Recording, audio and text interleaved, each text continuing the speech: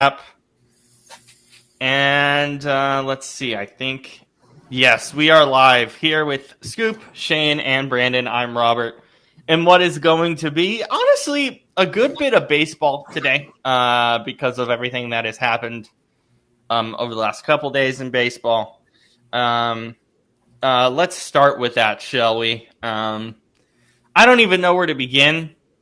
I do. We all wanted the Mariners to Yeah. be to win this, and it didn't happen. Shane, you know how to begin. Please open up. I don't have much to say because I was watching a lot of the Bucks game, and I thought that game was fun. Mariners not so Yeah. much. Yeah.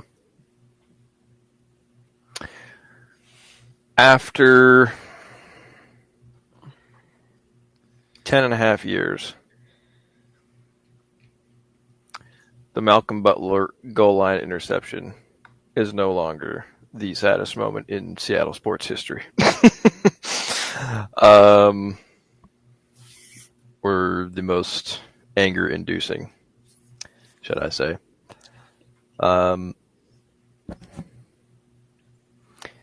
You know, and I'm not saying that to be dramatic. That's the truth. That's how I feel. yeah. And I cried during that Super Bowl. And I was just telling the guys before we got on, like, that Super Bowl to me, 10 and a half years later, as you said, I feel a lot better about because I actually think that game is phenomenal. Like, all four quarters of that game, I could still rewatch it. I've rewatched it, I think, maybe twice now. And even though Seahawks lost, and I'm not as much of a Seahawks fan as I was then. Honestly, that game killed my Seahawks fandom. I just kind of stopped. I couldn't do it anymore, which is, I think, fair. But Yeah. like, I love that game now just because I think it's the best Super Bowl of all time. I think it's fantastic. But for the Mariners, right, like, you guys have done a great job getting me into baseball over the last year, and then for the Mariners to do good actually adds so much to it. But Dan Wilson, the bullpen, the pitching, the fastballs over the middle, and every single opportunity when you didn't do that in the ALDS, just a complete collapse on every level. I mean, yeah. It's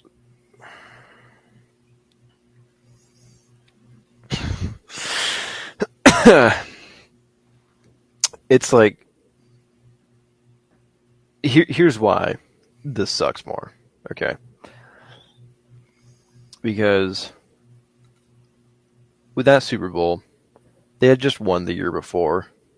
So it wasn't like, oh, if they win, it'll be the first time they win the world or the World Series, God, the Super Bowl, and that's great. But like, that just happened the year before. So while it did suck, it's like, well, and it was a dominant performance as well.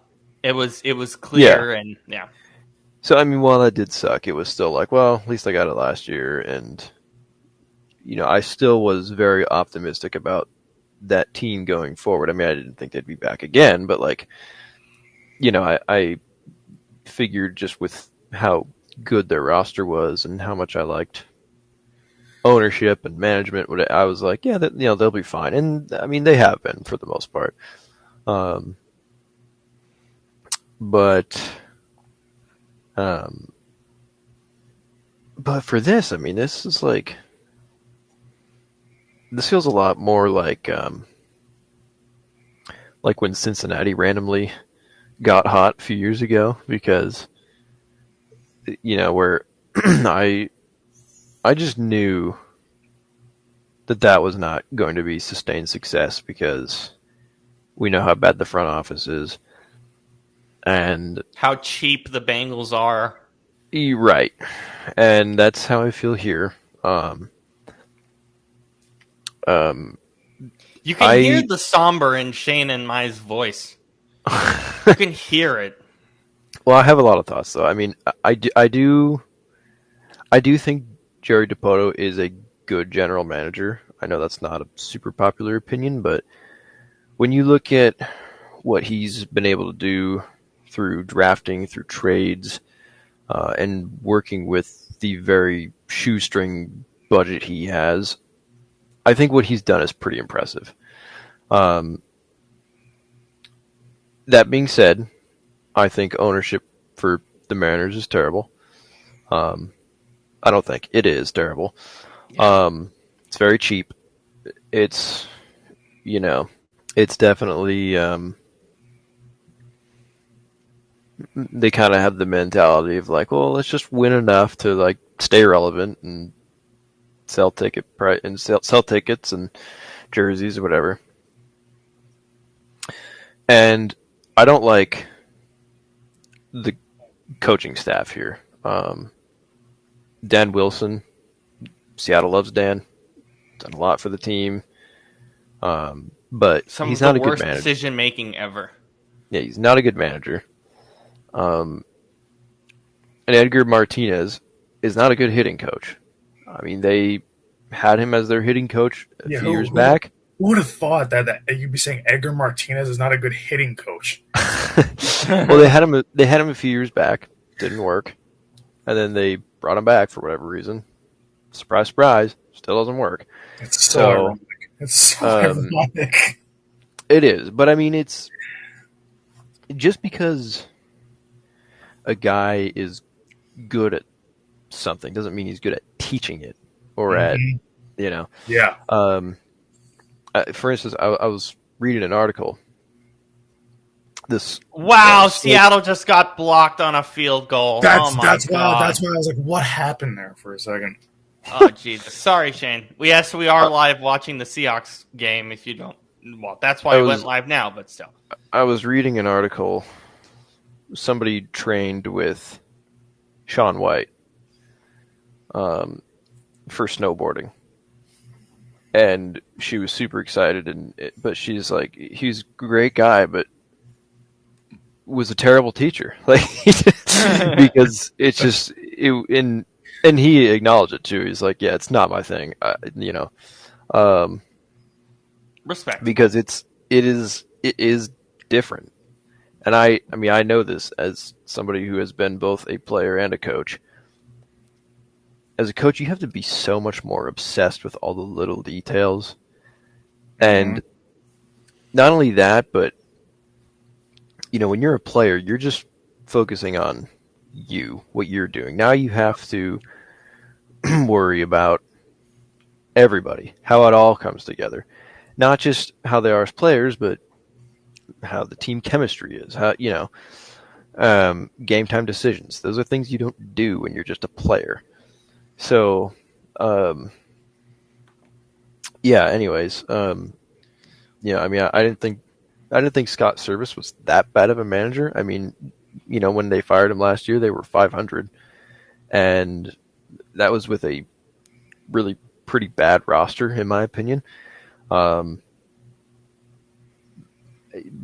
they fire him for whatever reason and replace him with a guy that has zero coaching experience. That makes sense. I mean, it's just like, I don't know. It's just weird, man. But anyways, I say all that because the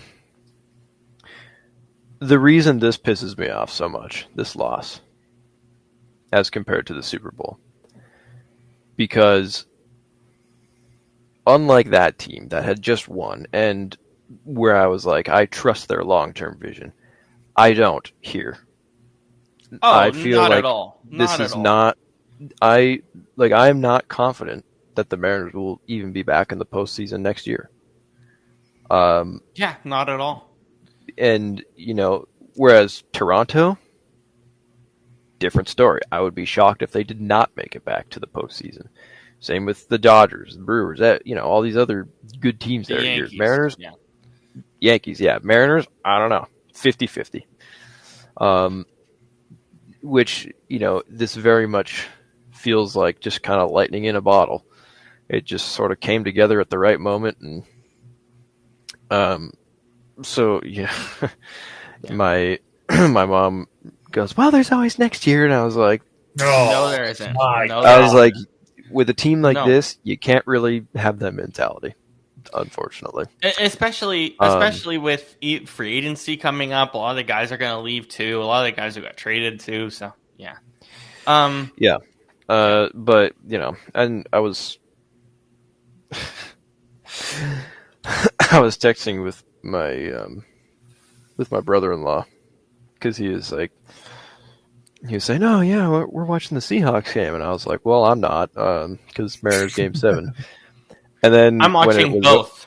And then when it was over, honestly, I didn't even care to watch the Seahawks, which is the first time I've ever said that in my life. Honestly, that's kind of fair because Seattle's kind of killing at this point. To be fair, we'll talk about it first. One-score game at half. It is a one-score game now at half, so at least there's something there. Great. Anyways, no,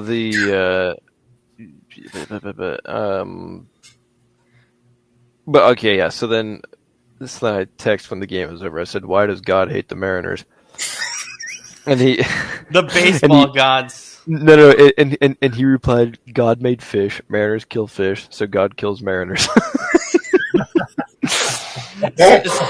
Scoop, are you muted? Is your audio working? Oh, okay. Wait, you're not muted? Yeah, I just want to make sure your audio was working. Audio. I didn't want to accidentally make sound while Shane was speaking. Oh, that's fine. Shane, do you mind if we go the rest of the crew here? Draw on your sorrows a little bit. Yeah. I mean, did I have something else I wanted to say? Oh, Jesus. No, I don't think so. I mean, I guess it's just. Shane, I wouldn't have been as. Please clip this. Clip our sorrow. Just clip it for the weekend. Clip the sorrow. I wouldn't. Here's the thing. That's got to be the name. I wouldn't have been as disappointed if. I mean, this sounds weird, but if the Blue Jays had just won the series in 4 or 5 games. Thank you. Yeah. Because that's what I was. Because that's what I was expecting. Can I say something? I apologize, Shane, but I really want to say this. My dad always. Yeah, I do apologize. I'm kidding. Because this is something my dad always says, and we can talk about home field advantage all we want and what it means and whatever. He hates when the Seahawks, for example, lose at home because you're paying so much money, hundreds of dollars to go, and you lose. And I'm like, well, yeah, I get that point, but home field advantage it means something, but not as much as it used to, kind of thing. That's always my response. This is the one. It depends where you're playing. I think that is very true. I'm not trying to turn this into a whole home field advantage discussion. Yeah. Unless you're a Chargers and Rams fan, then I'm sorry, but no. But the thing is, where home field advantage really matters is in MLB postseason. Mm-hmm. Because when you are up 2-0 and you can't really win at home, right? We only win one at home? You won 1 out of 3 at home. Yep. Yeah, so 3-1. Was it 3-1 again in the series? I'm tripping. Or was it 3-2? 3-2. Anyway, but again, why am I tripping? 3-2, yes. But it's to lose like that at home, to not be able to get it done at home is finish it like that. Yeah. Well, the thing is, though, baseball has more road playoff wins than any other sport. Yeah. Actually, Yankees, we've been walked off on our own field, 3 times in a row? Yeah. So yeah. What was I saying? Yeah, no, I mean, I was expecting them to lose in 4 or 5, and if that had happened, I'd have been like, all right, whatever. But the fact that they got off to a 2-0 lead, they gave me so much hope, and then much to our surprise, by the way. And then and then they made it 3-2, and I was like, oh my gosh, this might actually happen. And then they're within 1 run for this game, and then blow it in Game 7. I'm like, are you joking me? And the thing is, right, I said this going into the Toronto series, and I was wrong that I thought Toronto was going to smack them as they're showing the highlights on ESPN. Thank you, ESPN, for ruining us a little bit more. But I understand. It's like I don't understand. I didn't have much. They had to show it. But the thing is, I didn't have much hope, and even if we won this, we were going to get smacked by the Dodgers. I'm pretty comfortable in saying that I'm actually quite excited for Dodgers Blue Jays. I think it's going to be a great series. Probably more than it would have been. I get it. Oh my God, it's the worst series imaginable for me. For me and for Scoop, I would imagine. But yeah, it's bad. Scoop, I'll start with you because something that I wanted to ask you is our analytical expert on the show. The analytics of the Mariners' decision making is one of the worst things ever. I mean, I know Shane and you go back and forth, and we love that about how you guys differ on analytical. Oh yeah, we have to have this debate also too because you that for the show. If Shane wants to wait a little bit, I understand. I don't want to. Yeah. You know. No, but I think even Shane would agree that the analytical decision making made no sense here whatsoever for the Mariners. Yes. No, it didn't, and that's why I say repeatedly, like I've said this, and for some reason, people who really who watch WTS and like really want to go after me about analytics, for some reason, they never seem to hear when I say this.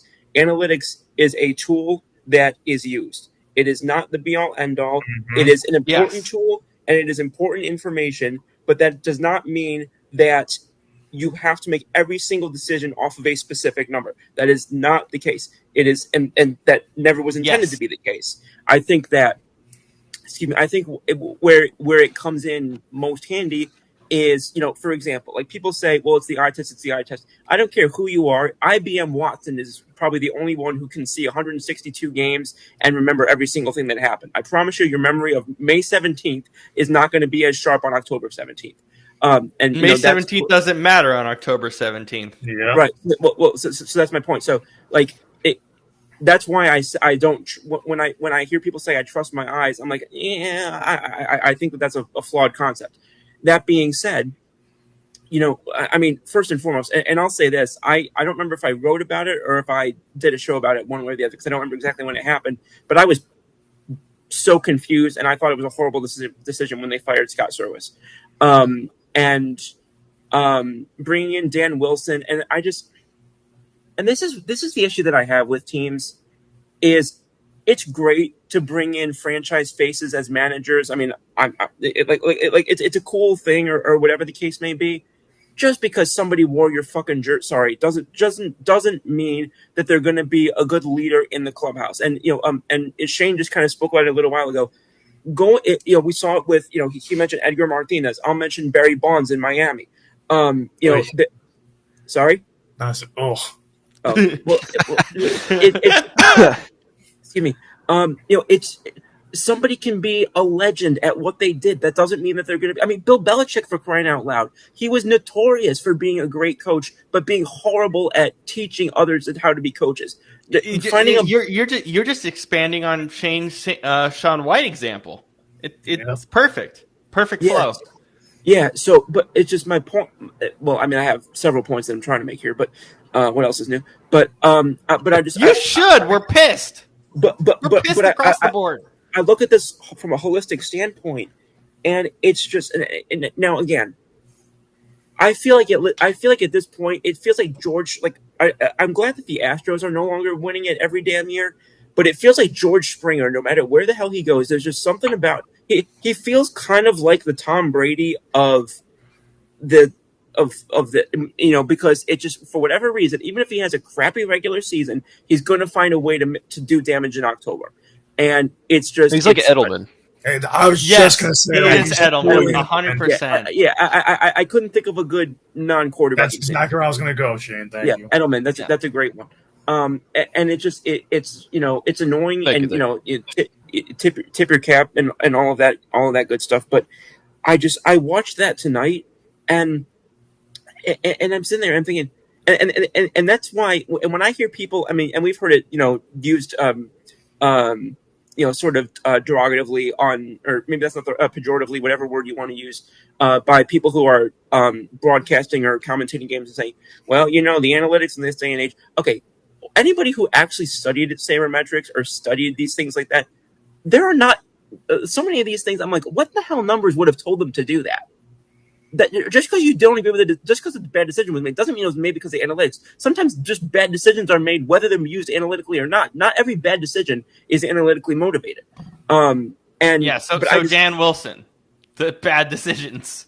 Yeah, well, that's what I'm saying is I feel like every time people want to say a bad decision was made or criticize a bad decision by a manager, they say, "Oh, that's what happens with the analytics." I'm like, I could tell you about 100 different metrics that would have been used in that situation. Not one freaking one of them would have told them to do that. It's frustrating because, and again, what we're talking about is pitching decisions across the board, Scoop, that just didn't make sense. Yeah. But what's so disappointing to me as an outsider, but somebody who just is a baseball fan, is, I mean, for years this team was talked about as having perhaps the brightest future in terms of young talent. We were here it wasn't just the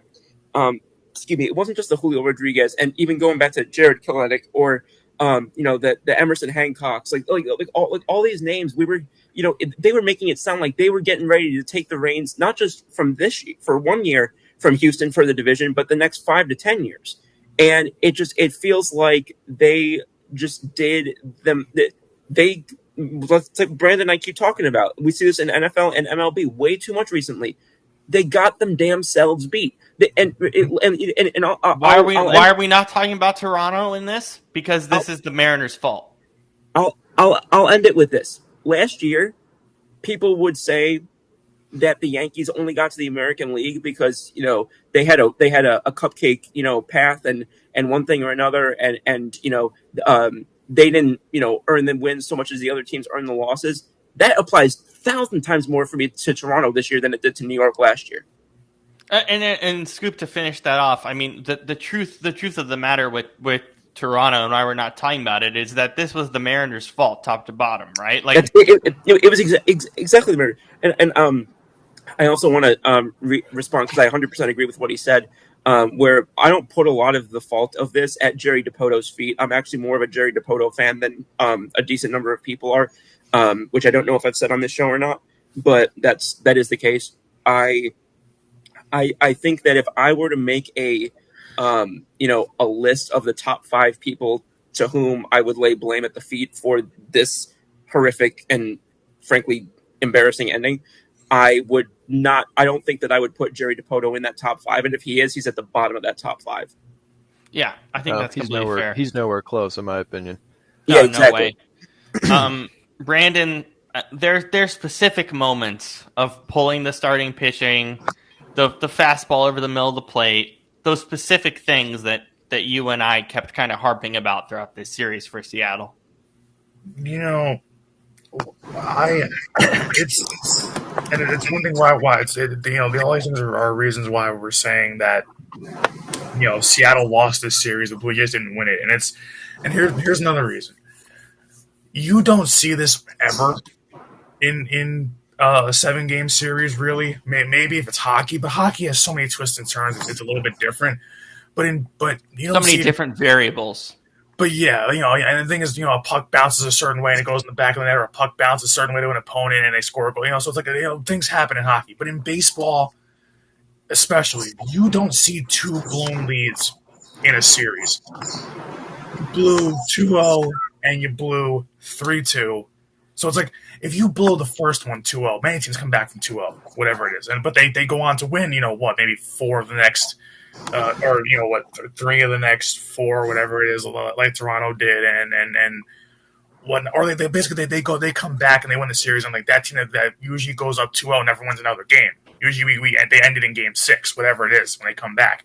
You don't see a blown 2-0 and then a blown 3-2 lead, and then just with the pitching decisions, this is why even tonight, Kirby.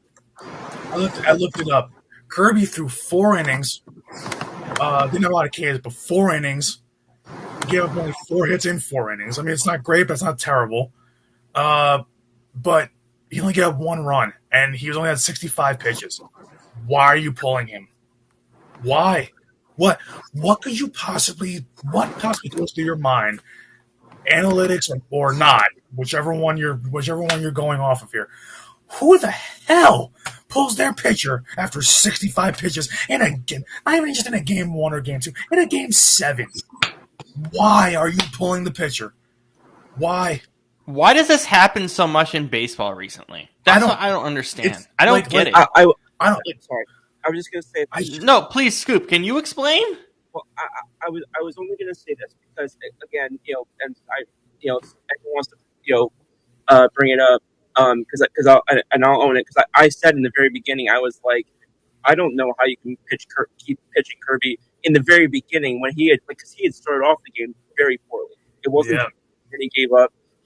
His command wasn't there, and so I do agree with managing with urgency in a do or die game like this. However, if you were going to pull him out and just declare this a bullpen game, that was the time to do it. And then you bring in somebody else and just let them go 3 or 4 innings and make it work from there depending on leverage. But oh my God, CJ! Oh my God, Seattle down to the 15-yard line. Oh my God, that might have been the worst throw I've ever seen him ever make in his career. Oh my God! We'll talk about the Texans shortly. Continue. I'll be straight up. I don't even have the damn game on. That's fine. This game is not that interesting. Either. This game is not that interesting. I'll be real. But, continue, Scoop. Although I'm going to watch it so that I can have a palate cleanser. Robert, hit me up with an illegal stream link, will you? No, I'm kidding. No, man, no. On air of all places. On air, we can't do. Dude, you have the ESPN FBI, app. Just log in. FBI, I'm joking. Just log in on the ESPN app. Are you? Jesus. Are we? Yeah. Hold on. Anyway, continue, Scoop. Well, no, because the only thing that I was going to say, because again, I didn't want to be talking out of both sides of my mouth and being like, I can't see why you would have taken him out, after 65. Because again, I was calling for him to potentially be taken out in the second. But again, he got himself figured out, and then and it just then wasn't as instantaneous as you would have liked, which I think is fair. Yeah, exactly. So if he's getting rocking, then that part of it worked out. That the decision to kind of rock with him for a little bit, there worked out. But if you're gonna do that, then it's like, why go halfway? Either you're gonna live and die with your starter, or you're gonna go bullpen game at the first sign of trouble. You can't be in the middle. Well, that was my issue. You try to play it down the middle, and playing it down the middle doesn't win you games. Playing down the middle may win the division. Playing it down the middle doesn't win you championships or pennants. And like, especially when you see that he's rolling then through 4. Yeah. When you're at 65 pitches, you would think roughly he has maybe 2 innings left in him, but at least 1 more. But like that whole game. Like, that whole thing changes even if you just let him go 1 more, and then you turn it over to Brian Wu. So it's like... to me, it's so many different things. It's what kind of contest is he giving up? Like if he strikes out a guy and gives up 2 easy grounders, I'm a lot more comfortable with that than he just gave up 2 lineouts and a deep center and a deep fly to the warning track. Like things like that are what I pay attention to when it comes to, how do I feel about a guy, not just his pitch count, but none of it made sense from that vantage point. And so that's what was throwing me, and that what I just said is why I said I don't even think this analytically made any sense, because analytically, if you're taking out a guy and you're using that as your vantage point, typically it's either because of it's one of usually 4 things: third time through the order, because typically you're going to get hit better third time through the order. It's typically that. It's typically a pitch count thing. Excuse me. Or it's usually hard contact or some combination thereof. We weren't seeing that. So that's why when people are like analytics, I'm like, do you even know what that word means? Because you're saying that not in this context, because I think you're right. In this context, in this series, it just didn't feel that way. Like It just felt like awful that's management. what bothers me. No, I'm not saying you guys are saying that. I'm saying for the people right now who are, because I just heard it on television, and so I'm not arguing with you guys. I'm arguing with the people Yeah. who Yeah. to me it just use it as a bugaboo word for anything that they disagree with. You know, And I'm just like, no. Sometimes it's not data versus eye test. Sometimes it's just dumb. Yep. There Yeah, you but you go. know, like, Well, that you is, know, I mean, I will say though, like that is a big reason why, Robert, to answer your question, why this has been happening a lot more in recent years, Yes, is because analytics do say take a pitcher out in the 5th or 6th inning because he gets, after that, Right. Right. lineup I'll add gets to used this to him though. more, so I'll then add- you pull yeah, him. I'll- But which I agree with that. sometimes sure that makes sense. But like in this case, not really. I mean, it's the Yeah. guy, you got the hot Yeah. hand, you keep him in. Like, Well, I apologize, but really quick, I think ultimately, as much as we like to talk about analytics in baseball, I think ultimately the issue is a lot of these managers are just dumb. yeah. They're just stupid.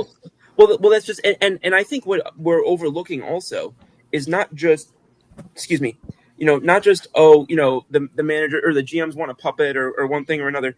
I see this happen. Well, let's go outside of sports for a minute. How many times have we heard the last few years that positions like teachers and one thing or another, you'll get these experienced people who are on these elevated salaries, and people are thinking, well, I can save money and just hire an inexperienced guy, at 20% of the salary. And yeah, he might not have as much experience, but he'll learn on the job here, and I'll pay him 20% as much. I think a good amount of it is just hey, I can pay you less, basically. I think some of it really is that simple in some cases. Yeah. Brandon, Shane, anything else on this? You know what bothers me the most about this? It's one thing, and I still can't believe it. With taking a picture out that early, but it's the fact that you did it 2 or 3 times in this series that bothers me. Like you didn't Two or learn- three times in a game in this series. you didn't. It's like you didn't learn your lesson the first time it happened. That should have Nope. been, and you did it. You do it again in a game 7. How First rule of holes: stop digging. Yeah, like how dumb of a manager do you have to be to not learn your lesson? Especially in a game 7. Like, Apparently, Dan Wilson. Wait, what's the number for drilling a hole, Shane? What's the phone number? Because I think we should 811. call it 811. Yeah, let's call 811. Stop drilling holes. I just when I've like called them before.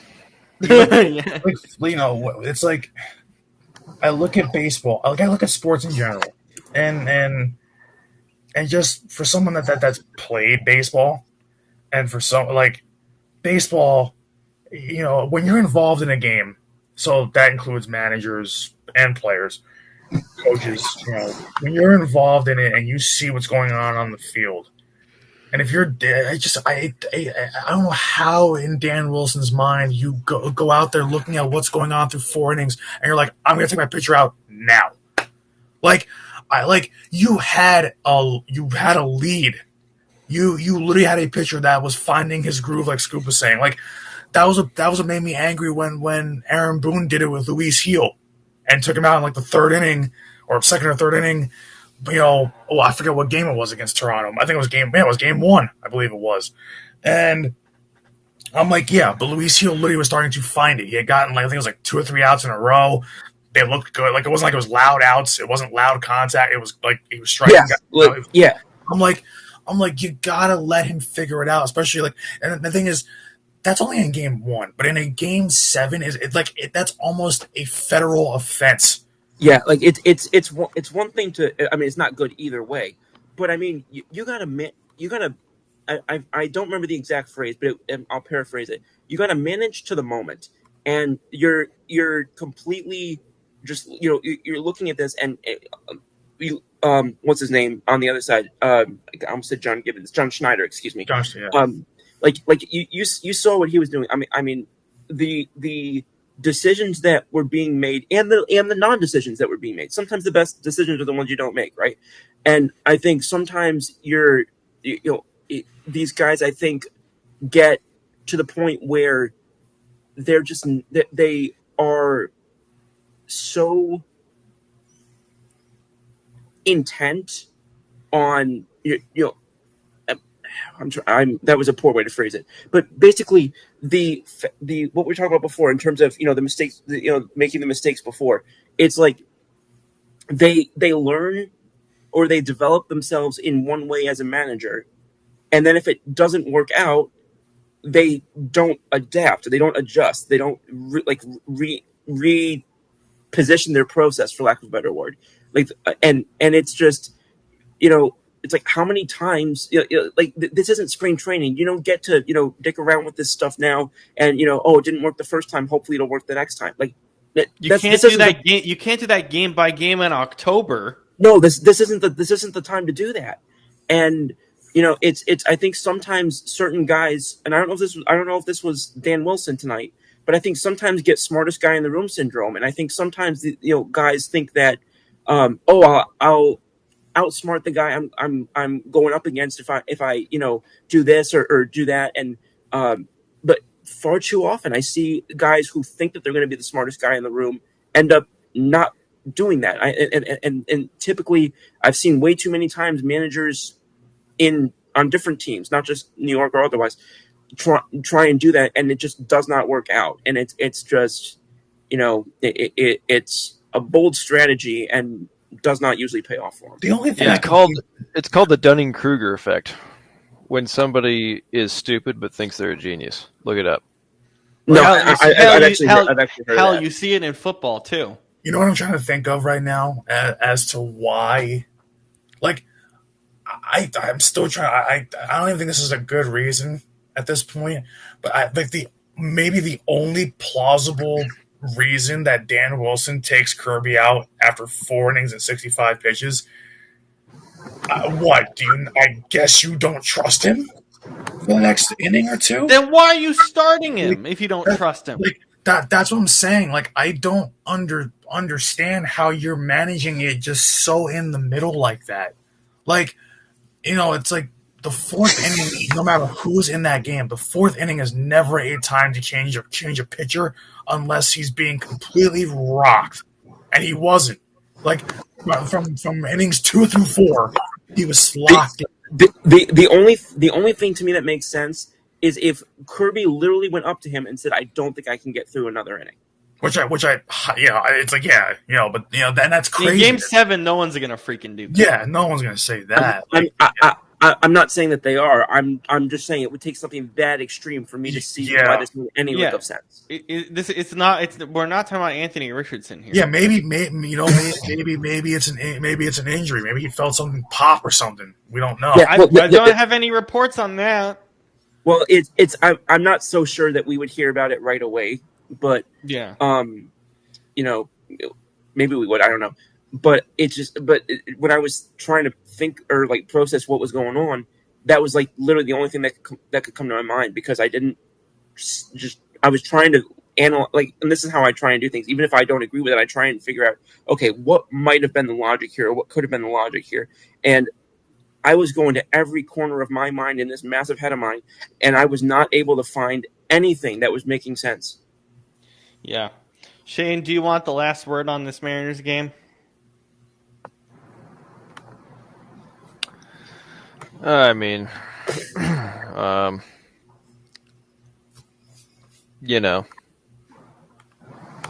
thanks for continuing to disappoint us, I guess. It's one thing you're good at. So, I mean, I'll let Shane have the last word again, because I'm just thinking about this now. I know J-Rod hit a big homer in the game, but that last at-bat gave me PTSD of Aaron Judge. Oh my God! Yes. Not even Aaron Judge. I can't think of a single at-bat this postseason where Aaron Judge looked that bad. That is true.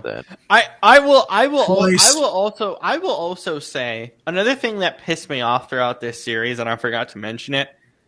I think a huge issue, like, immediately in the game that made me angry and made me feel like, yeah, they're gonna lose. The Mariners are gonna lose. They still were pitching to Vladdy and giving him pretty easy pitches. I still don't. Why does anybody like? This is in my mind how almost every Vladdy Guerrero at bat in a big 1-0 game should go. Yeah, Walk. Take a walk. Unless you're walking like obviously there's certain situations you don't walk him, but if there's a free base and there's 1 out, 2 outs, I'm putting him on every time. The only guy I'm not walking him to get to is George Springer. That is the only guy I'm not walking. That's not going to happen. So Right, just walk him. That is the only guy I'm not walking him to get to. It's like in football. What was the big Bill Belichick thing? We're locking down your number one receiver. If you're going to beat us, it is not going to be with him. Yeah. That's a huge reason why the Patriots won Super Bowls. I'm pretty sure because the Dodgers aren't dumb. They're a championship caliber organization every year.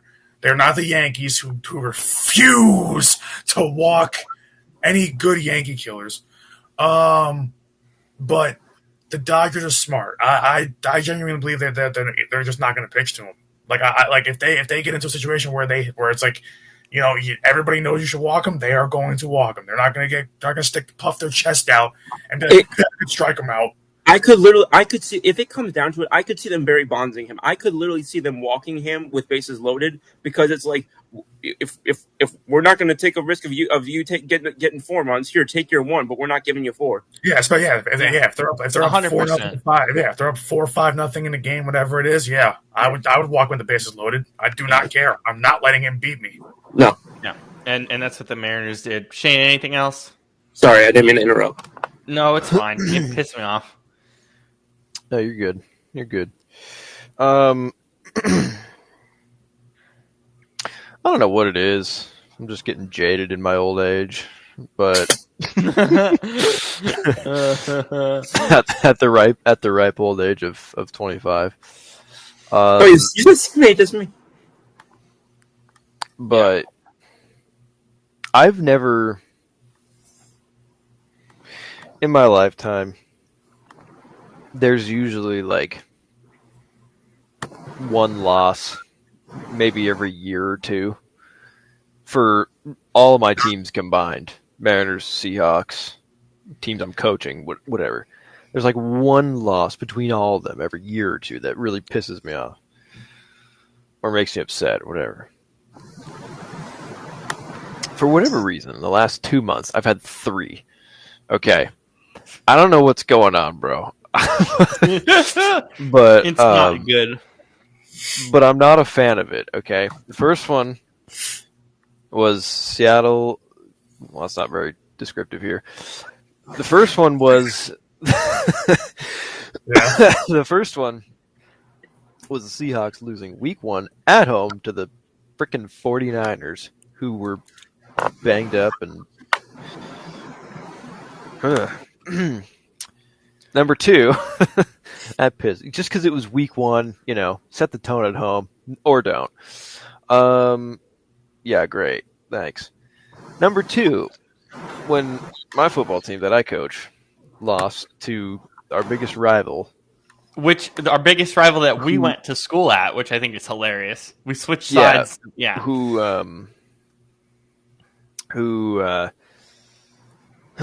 is a much worse team than us. Yet we lost like a bunch of jack-offs. And then number 3 was this tonight? One. So I'm I'm just like, man, what's happening? Why am I so emotionally invested in all this all of a sudden? Yeah. But honestly, for the World Series, I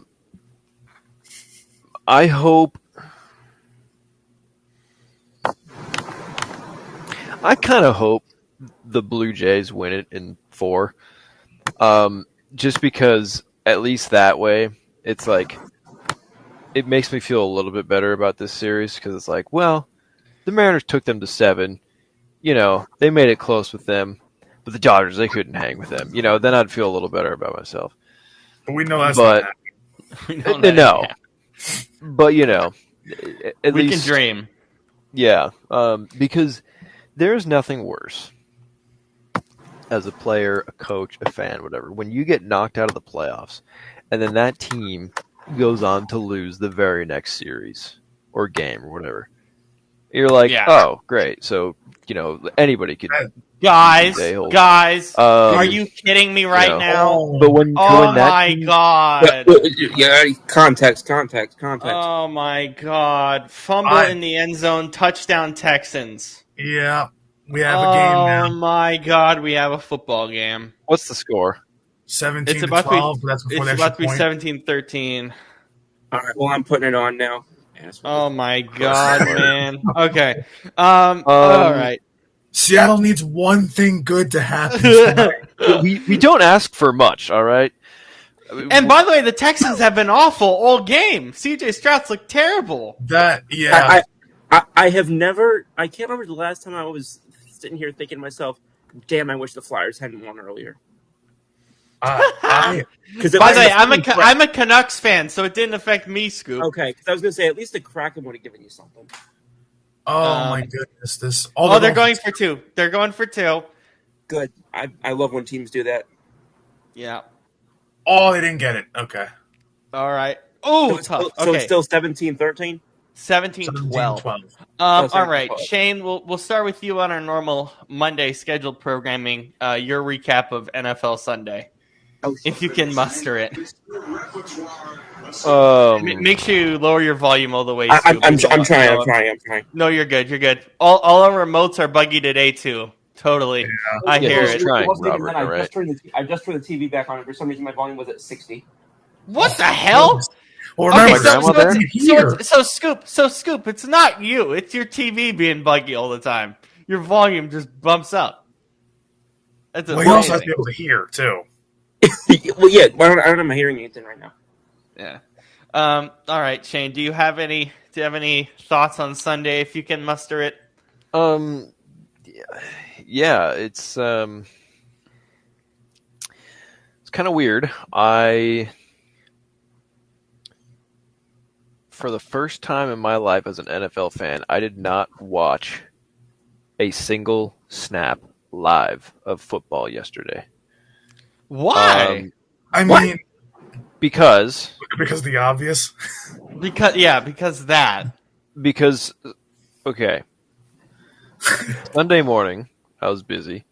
Sunday afternoon, went to my coach's meeting.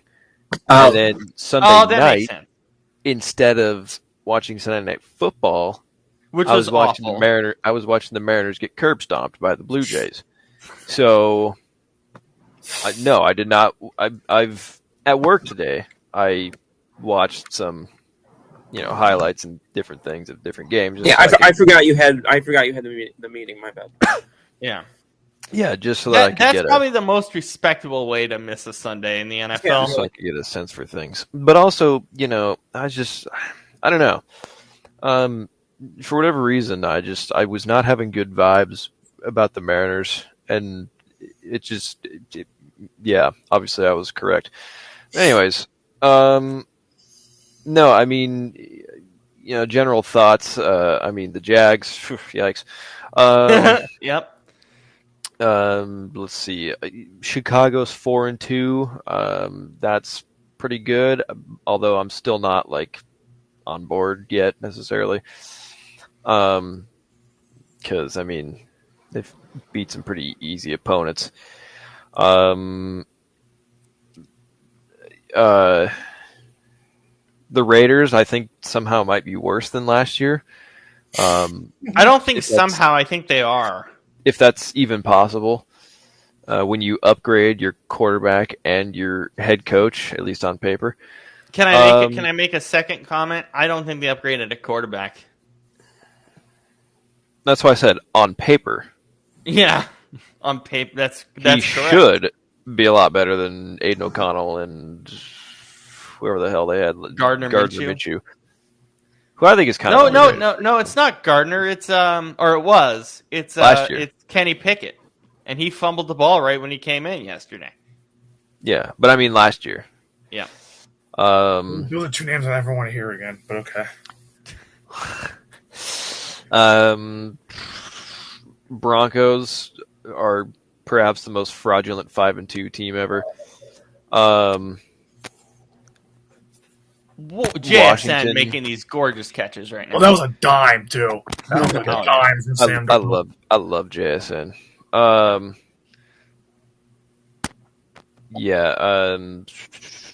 Which, by the way, I want to thank JSN for validating my off-season thoughts and predictions. Everybody was like, "Oh, the Seahawks lost their two great receivers. They're gonna." I'm like, no, JSN's way better than both of them combined. And yeah. Anyways, let's see. Although I did see that Tyler Lockett's being released. Yeah. Nothing all year. Honestly, good for him. Free him. Seattle bring him back. I'm pretty sure he requested the release. He did. He did, yeah. Has he even? I'm being like half joking, half serious. Has he even registered a reception this year? He registered a fluke touchdown. He's registered, I think, 10 receptions. Maybe I might be over. I might be. How many? 7? Nope, you're right. 10. God, it is 10. 10. By the way, I am the only human to get that right because I'm the only human that subject myself to the Titans on Red Zone. He's got 10 catches this year. He's got 10 catches this year for 70 yards. That's it. Where is that one touchdown? Is it that fluke one, the fumble one? No, because that's not even a receiving touchdown. So he has no touchdowns on the year. Oh, so it's not a receiving. Okay. Anything else, Shane? Such bad football. Yeah, It's how just the so Niners are 5-2 is just absurd to me. We didn't talk about Niners Falcons obviously because we recorded early. I have nothing to say other than Christian McCaffrey done. Well, I mean, yeah, but also like we've talked ad nauseum, not just this offseason, but the last several years, about how Kyle Shanahan is terrible at making adjustments, and with, when one player goes down, the whole ship sinks and whatever. Now this year, they've lost Everybody. Yeah, they've lost. Not only did they lose all their B talent with Ward and Greenlaw, Debo Samuel, it's fill in the blank. But I mean, they've Purdy, Kittle's been out a while. Well, he's back now, but still, he was out for a while. Fred Warner, Bosa, all these guys are out, and they're winning somehow. And it's not like they're playing just, garbage teams. I mean, Atlanta has, they're not amazing, but they're at least competitive. It defies all odds it defies all logic from everything we know about Shanahan. But defensively they look great despite everything, which I've said it before and I will keep saying it. Robert Saleh should be a head coach in the National Football League. He will be next year. Yes. With a better organization. Praise Jets, God, please. Yeah, honestly, in hindsight, I'm kind of glad the Jets fired him so that he could get an opportunity with a real team. I was just going to say, you watched New York this weekend. They could really use a guy like him. Yeah. Funny how Seriously. Yeah. So, I proceed with caution on the Niners still, just because there's so many injuries. That's not sustainable. I agree. Yeah, but still, it is impressive. And it's it definitely is impressive. It's just I proceed with caution, just because I look at when they played the Bucks, who are probably the only legit team on this list, they lost by 2 scores. But and then the Rams, obviously, they blew that game with 2 fumbles, especially the one fumble at the end that pretty much would have won them the game. But at the same time, listen, it's still impressive with all the injuries. I just and the thing is too, CMC pretty much is their offense at this point. Well, that and Mac, it wasn't the case yesterday, But that and Mac Jones throwing the ball like a rocket ship with like milliseconds is what's helping them offensively. It's not. I never thought Mac Jones was bad, but it's not sustainable. Like it's like that many injuries. Like when you get down the stretch of the season, and we rarely see what they are, and then when we see, they probably, depending on where how it's, if they continue this way, they'll make the playoffs. But you're not going to face like an unhealthy. You're not going to face a crap team in the playoffs. So it's like that's going to be a real test to see. Hey, like if they win one playoff game, then I think they can go to the Super Bowl. If they can play like this through injuries, then it's like okay. Then I'm like, all right, well, then they got something here. But I really pause with that because it's like no team can survive that many injuries and make a run. That's just not. It hasn't happened. So yeah. Really quick before I go to Scoop, I want to showcase what the Falcons have done so far this season. It's the most bizarre thing in the world. Are you guys ready? Yeah. Mm-hmm. Bucks loss 23-20. Vikings win 22-6. Panthers loss 30-0. Commanders win 34-27. Bye week. Buffalo win 24-14. 49ers loss 20-10. Scoop, what are the Falcons? Confused. Confused is the right answer. Are you muted, Scoop? Are you? Is your computer bugged? No. There we go. Nah. Yay. All I said was they're the Falcons. That's the only way you can describe them. Yeah, that's true. All right, continue on the Niners then, Scoop. Oh joy. Okay.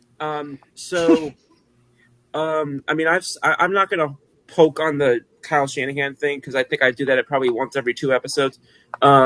But yeah, it's just like we have kind of analyzed every week at the standings and kind of looked at the teams that have a certain number of wins and level of it'd be kind of interesting to me because a few weeks ago we did that worryometer, whatever the hell we called it, panic meter. Panic meter. Worryometer should be our name. I actually like that better. Worryometer. The worryometer. Can we use that? I love that. We're gonna use it. We're gonna call it the worryometer. That's so much better than panic meter because everyone uses panic meter. A worryometer. That's fantastic. I swear, once an episode, I slapped the shit out of my computer for no reason. I love that. Everyone uses panic meter. We're gonna call it the worryometer. I'm gonna get a huge thermometer and put it behind me and cut it the worryometer. That's fantastic. But what I was fixing to say was just it kind of almost on the flip side of it, I kind of almost want to at some point do a fraud meter because of all the 5 and 6 win teams. Because if I'm looking right now at what appears to be if I just counted it quickly, 9 teams that I saw that have at least 5 wins. I mean, do you want to do it right now? Let's do it right now. I don't care. Huge stop for Seattle, by the way. Gigantic on 4th down. Really quick before we do that, because obviously we'll talk about the Lions in conjunction with the fraud meter. What is wrong with CJ Stroud, Brandon? Because that's kind of the biggest topic of this game so far. I mean, he's got. For the most part, aren't they pretty much relatively healthy with their wide receiver core, wide receiver / tight end room? Like, yeah, aren't they like? Minus Kirk. I really think that they shot themselves in the foot not paying Laramie Tunsil. Like that to me is basically where their downfall lies.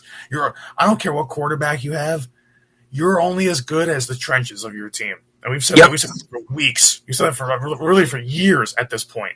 Like when you look at a lot, listen, every time CJ Stroud snaps the ball, there's like 3 guys in his face.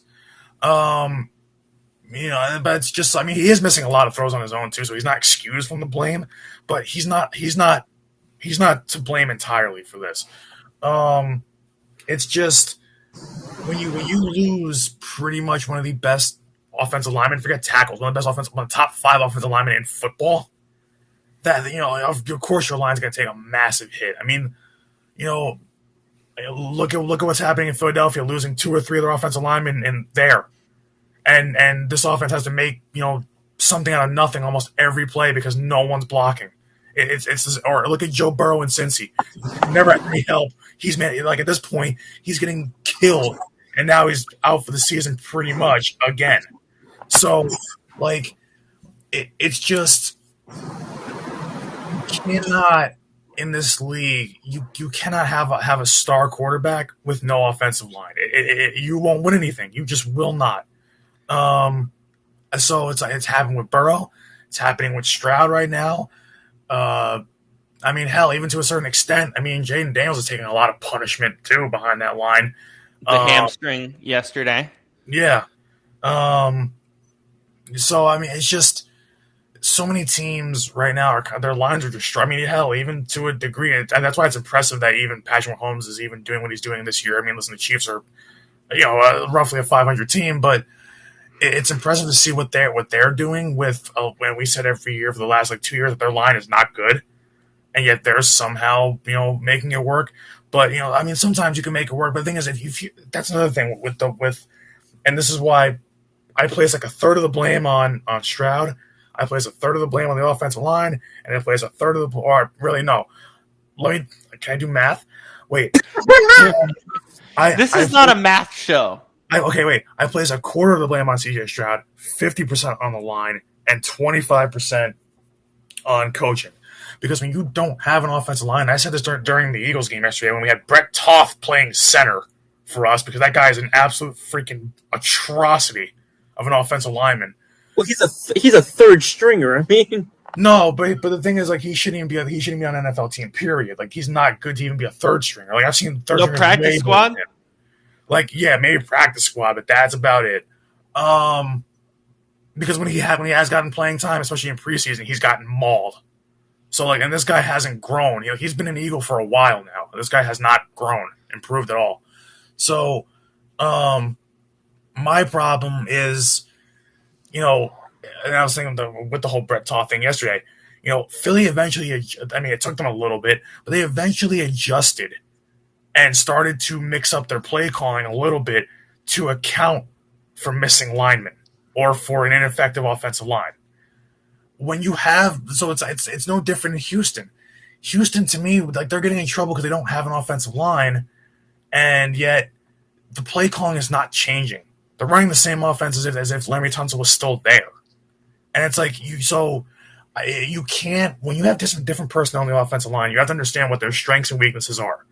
And when you understand what the strengths and weaknesses are, you have to devise a game plan that allows your quarterback to play to those strengths. This is why it's a team game. This is all that goes into it. So, when you don't have an offensive line, what's the best thing to do to counteract it? Quick pass, not screens, no, never screens. Quick passes, and basically anything that takes about 3 seconds to develop. Basically 3 to 5 seconds is your range. Is what you have. If it develops longer than that, you are dead meat. Oh my god! I just came up with a new idea for a shirt. It's the Madden play of a halfback screen, and it just says "F no" for branding. Because they always assume when you don't have an offensive line, we're gonna catch these defenses off guard with a screen. No, stop. Screens don't work. Stop running them 10 times a game. I'm sick of this shit. Block it correctly. If you block it correctly, yes. They don't. What I don't understand is when I see the Eagles run it, do you realize that Devontae Smith is not a blocking wide receiver? Why is he Devontae Smith out on the edge trying to block for a screen? Especially of all, we've got some big bodied receivers. Then you put that skinny bastard out there. But the thing is, it's not just us, but that's an example of how we do it. But But it's like so many teams do the same things. You have your worst blocking personnel on the field, and you're running a screen. Really, this is what we're doing here? Like, Oh my god. you Well, know, like screens work well for us because we have two receivers that are over 6'2" and 200 pounds. yes, it makes sense. And we and our running back is literally the fastest guy in the entire league. This is for the team I coach, not for Yeah. Seahawks or whatever. But Yeah. But that makes But- also makes sense because it's like, at a simple level of high school, those plays also have a higher probability of working. Yeah. Like, yeah, I mean, especially when you have those factors going for you, yeah. Like, So- it's just like it bothers me when I see teams in the NFL do it when they either don't have the personnel to do it, or not even if you have the personnel, but just calling it on the wrong down and distance. Like a 2nd and 7 should not be a screenplay. It's like if you get to like 2nd and medium, or you get to like third and medium, why is it a screen? Why? Like, that's never gonna work. I've seen us do it. I've seen plenty of other teams do it in the league this year. I'm like, and guess what? It always gets blown up like a loss of 2 yards. Why? Those plays in those situations do not make any damn sense. But to get back to it, because I don't think the Texans run it too much. But They do. When they do, it's stupid because they always lose like 2 yards. see, like look at this play right here on 1st and 10. This is exactly what I'm talking about with why it's not all CJ Stroud's fault. You're running a play action. Your offensive line sucks. By the time that he turns around to throw that football off a fake handoff, he is dead. Look at this. There's 2 guys in his face.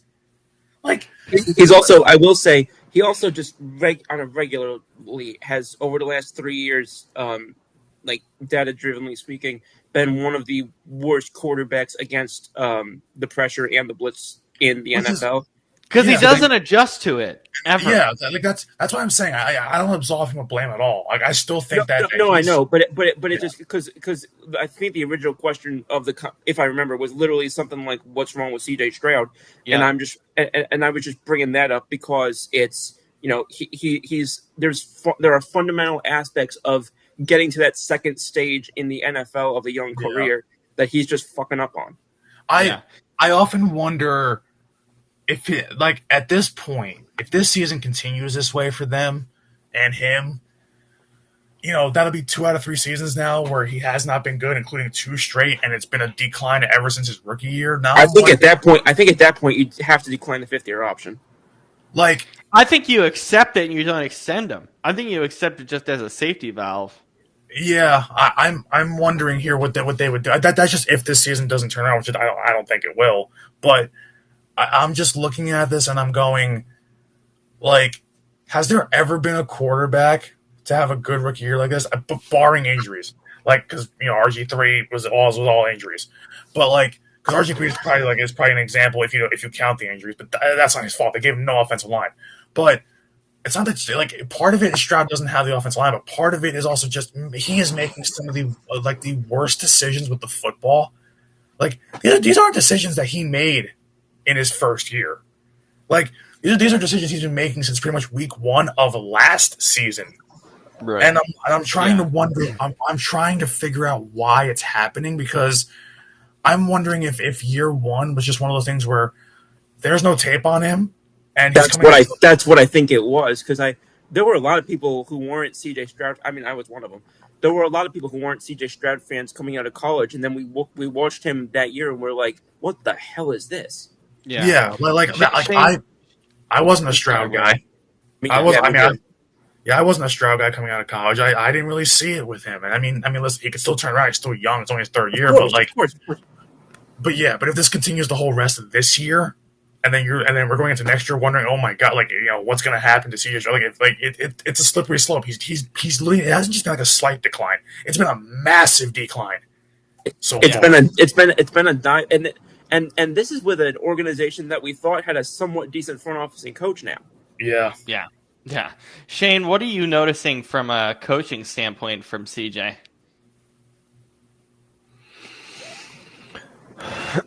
It's I think it's a lot of things. I mean, first of all, the lack of tape, like you were saying. I think offensively, they have not had very good coaching since the rookie year.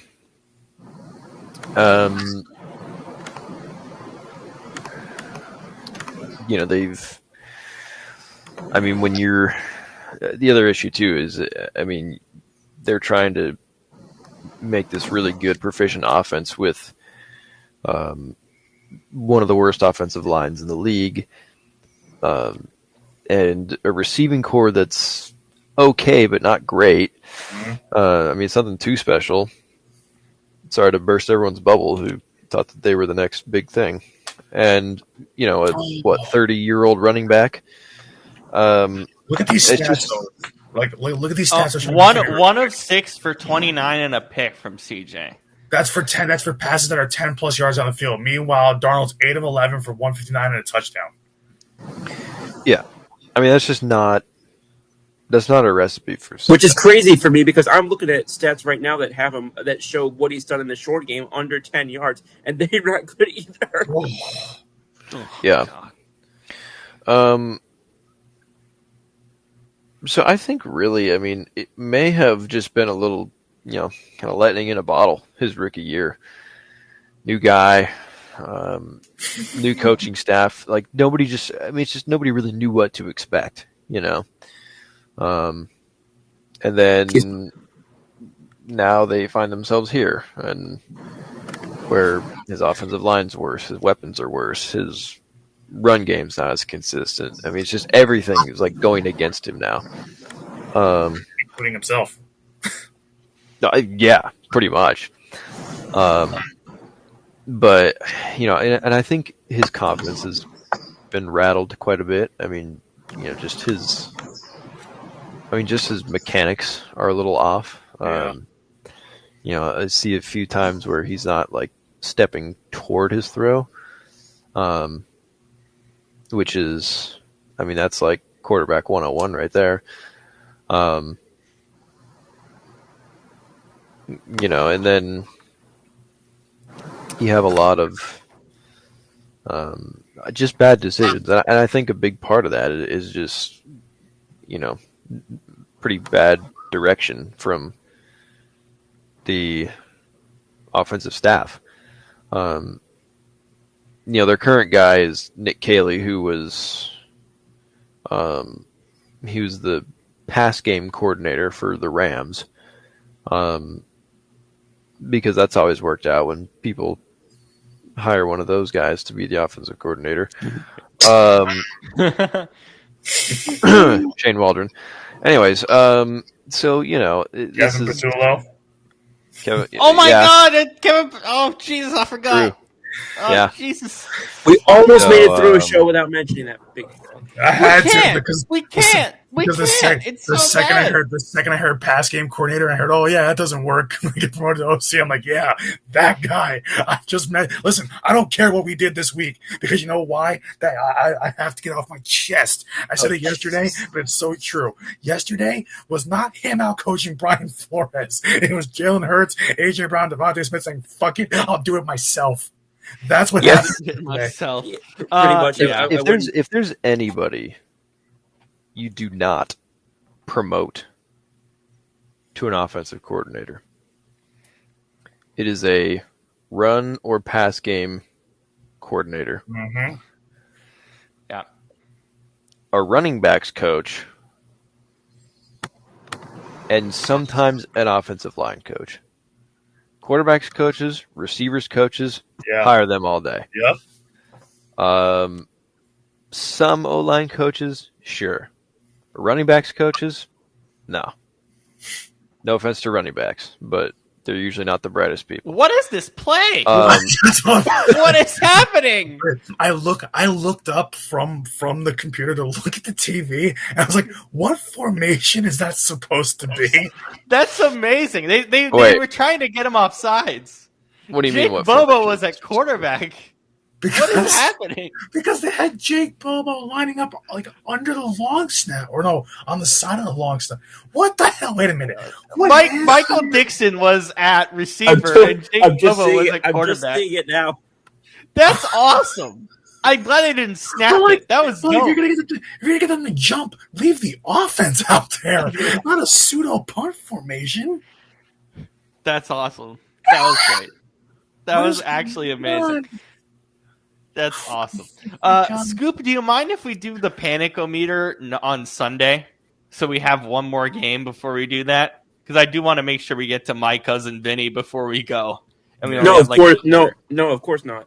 Yeah, but before we do that, you want me to say my Dodgers? You want me to say my Dodgers shit for the weekend? Yes, yeah. Go for it. Oh, you want me to do it now?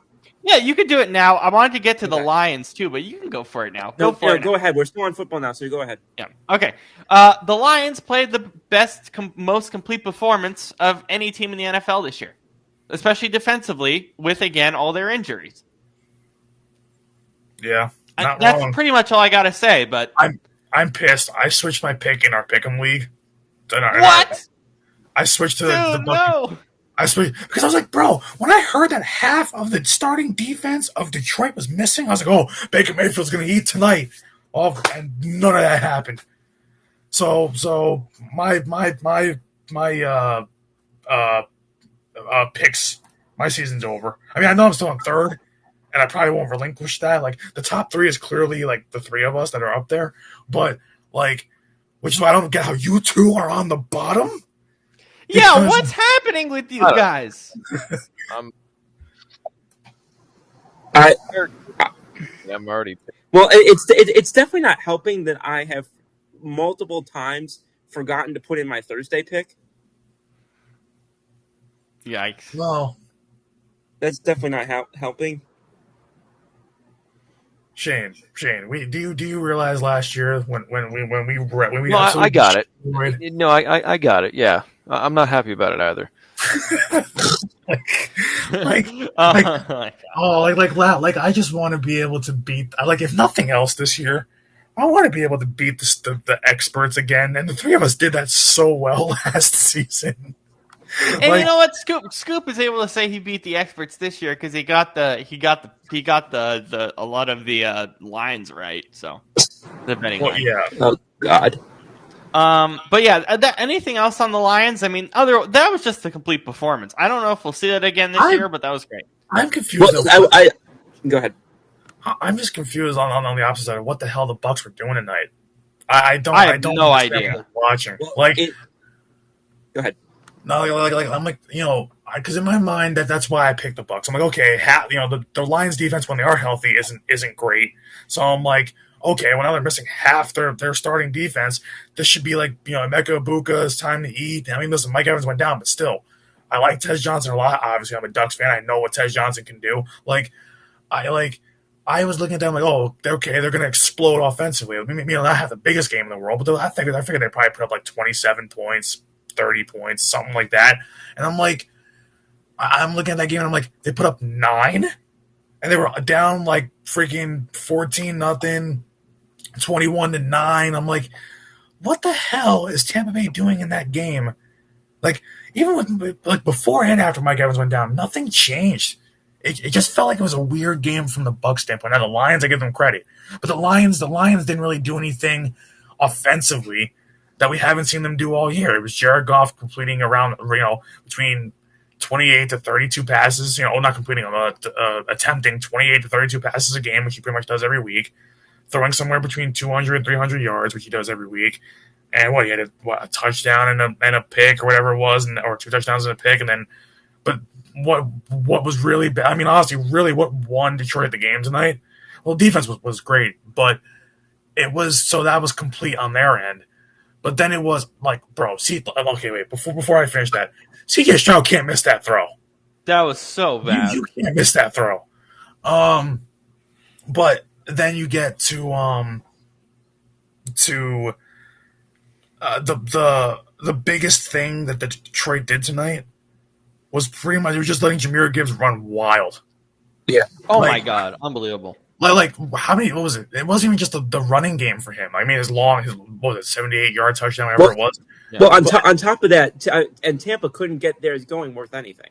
That's why I'm so surprised at the Bucks, though, more so than I'm like. I was impressed by the Lions, yeah, but I was just shocked at the Bucks, who've looked better than that with all their injuries all year, looked like that tonight. And I was like, and even the, I don't know if y'all saw it, but even the one pick by Mayfield toward the beginning of the game, I mean, that was not a badly I mean it wasn't the best thrown ball in the world, but that was not a badly thrown ball either. So you know what? Let me throw this at you guys. Okay. I mean, and this will be the one thing. I guess we'll kind of save it. Well, the whole panic meter, worryometer, whatever the hell we're going to call it. I want to do it. I just don't think we'll have time because we got to do Mike. I got you. Like what I'm trying to think of here, right? With the Bucks. Like, well, so, we wanted to do the fraud meter, so I'm going to save that for Sunday. That's going to be our game. That's what I'm trying to think of here. Is now the Bucks are 5-2, and their 2 losses came to basically what is pretty much the 2 best teams in the NFC. So yeah, they don't feel like fluke losses, do they?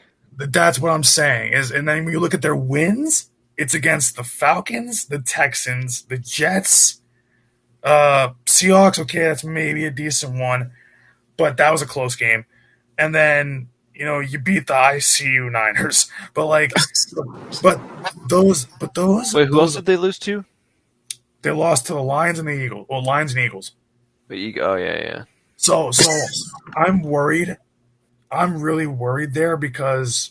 Or I'm not really worried. I'm starting to get worried because those are 2 losses in both games where they didn't show up. Like, yes, in the second half they showed up, but if the Eagles would not have taken their foot off the gas, the Eagles would have put up 45 on them. They would have destroyed them. Yeah. So, that's a problem I have there. And then tonight they got lit up by Detroit, and I'm really on the flip side. I'm loving Detroit right now. It's not perfect, but I'm loving it. It's Detroit never in the beginning. I mean, I think what we saw most from them was having to adjust to their losing both Ben Johnson and Aaron Glenn. I don't think that they were. I mean, from what I remember this offseason, they didn't lose a ton from a talent standpoint that I saw. No, so it made the transition easier. CJ Stroud's just throwing it so deep, it's amazing. It's just chuck and pray. With CJ Stroud, it's just chuck and pray at this point. I feel like I'm watching my character on Madden.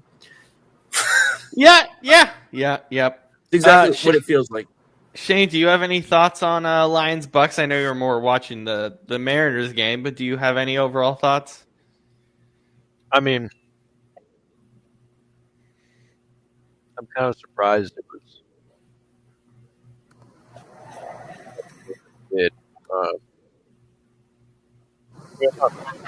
I picked Tampa, but anyone else having trouble hearing him? Yeah, a little bit. Hello, Shane. There we go.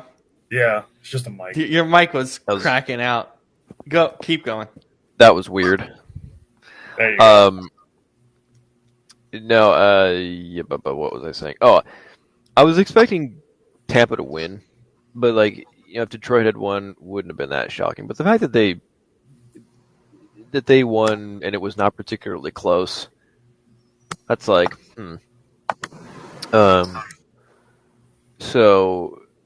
yeah, that was kind of surprising, but yeah, I mean Detroit. They're starting to feel like a real team to me. Whereas Tampa, I mean, they definitely do feel real as well. But yeah, it seems like when the lights are bright and they gotta get it done against the good teams, it's like, I don't know if we trust them that much. So. Yeah, that's more or less how I feel there. Yeah. Okay. Shane said he does have to go shortly, so let's do My Cousin Vinny, Scoop's favorite movie. Yay. Shane, introduce My Cousin Vinny and why you chose it.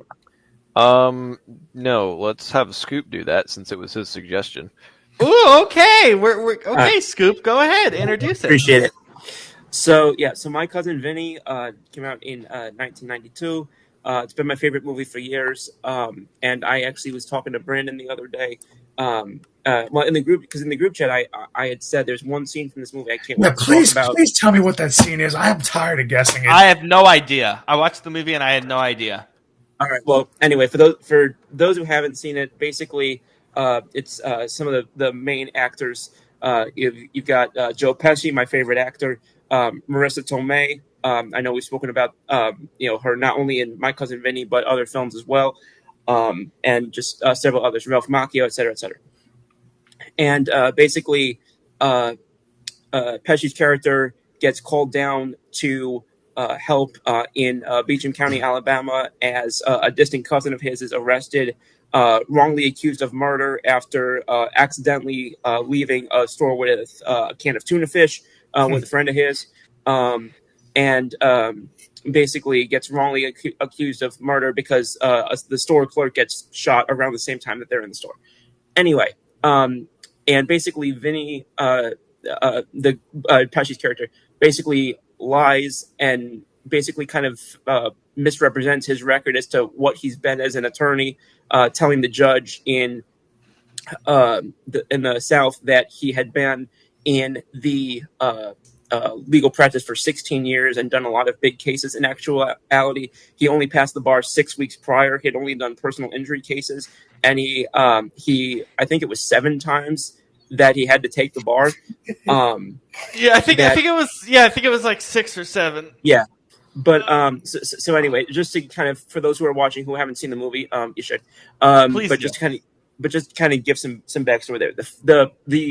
The scene that I was talking about in terms of it being my favorite scene of that movie is when they are Stan and Stan and Billy are having sort of second thoughts and about wanting to go with a public defender because of how badly the first court appearance went, and Billy and Vinny are sitting in the jail cell, and he takes out the deck of cards, Yes, and he goes, he's going to show you the bricks. He's going to show you how they got the straight size. He'll show you how they got the right shape. He'll show you that they have everything a brick should have, except when you look at the bricks at the right angle, they're as thin as this playing card. That is the best scene in the movie. Nobody pulls the wool over the eyes of a Gambini, especially this one. I freaking love that scene. Yeah, that is the best scene in the movie. I agree. So I loved that one. It was a movie that, I mean, obviously, just as an Italian, it's got a lot of kind of funny Italian, like New York, Brooklyn type humor. But as somebody who is pursuing a legal career, and somebody who kind of enjoys the fact that even though he had an unconventional path and sort of an unconventional demeanor, the fact that his attention to detail, his intellect, and his quick sort of sharp and keen eye and wit kind of ruled the day. I really enjoyed that from a legal perspective as well. I love the scene where he's questioning the guy about how does it take you 5 minutes to cook your grits when it takes the whole grit eating world 20 minutes, which I don't think I've ever had grits. I need to have grits. I've had really. You need to have grits. I literally live like my building is attached to a place that's got fire grits. I don't think I've ever had it, and I just thought about that today. I'm gonna make some grits very soon. I've had them once or twice. I like them. They're not my go-to though. Shane, have you had grits? Understandable. Texturally, they're a little bit hard to adjust to, I would say. Yeah. I've had good ones and bad ones. Okay, that's fair. Yeah. I mean, but anyway, I could yap about this movie for 2 hours, but yeah, I was really excited to kind of watch this, and for you guys to say, I know, at least a couple of y'all I know had seen it, if not everybody, but I have not. I'm the only one who hasn't seen it. You hadn't seen it, okay? Yeah. But again, it's an awesome mix, I think, of just things that fire me up and also things that make me laugh, and I love when those things kind of converge on one another. And just again, Joe Pesci. You could put Joe Pesci in so many different roles in whether it's mafia, whether it's legal, or of course his role in I almost said Toy Story. Holy crap, Home Alone. Oh my god.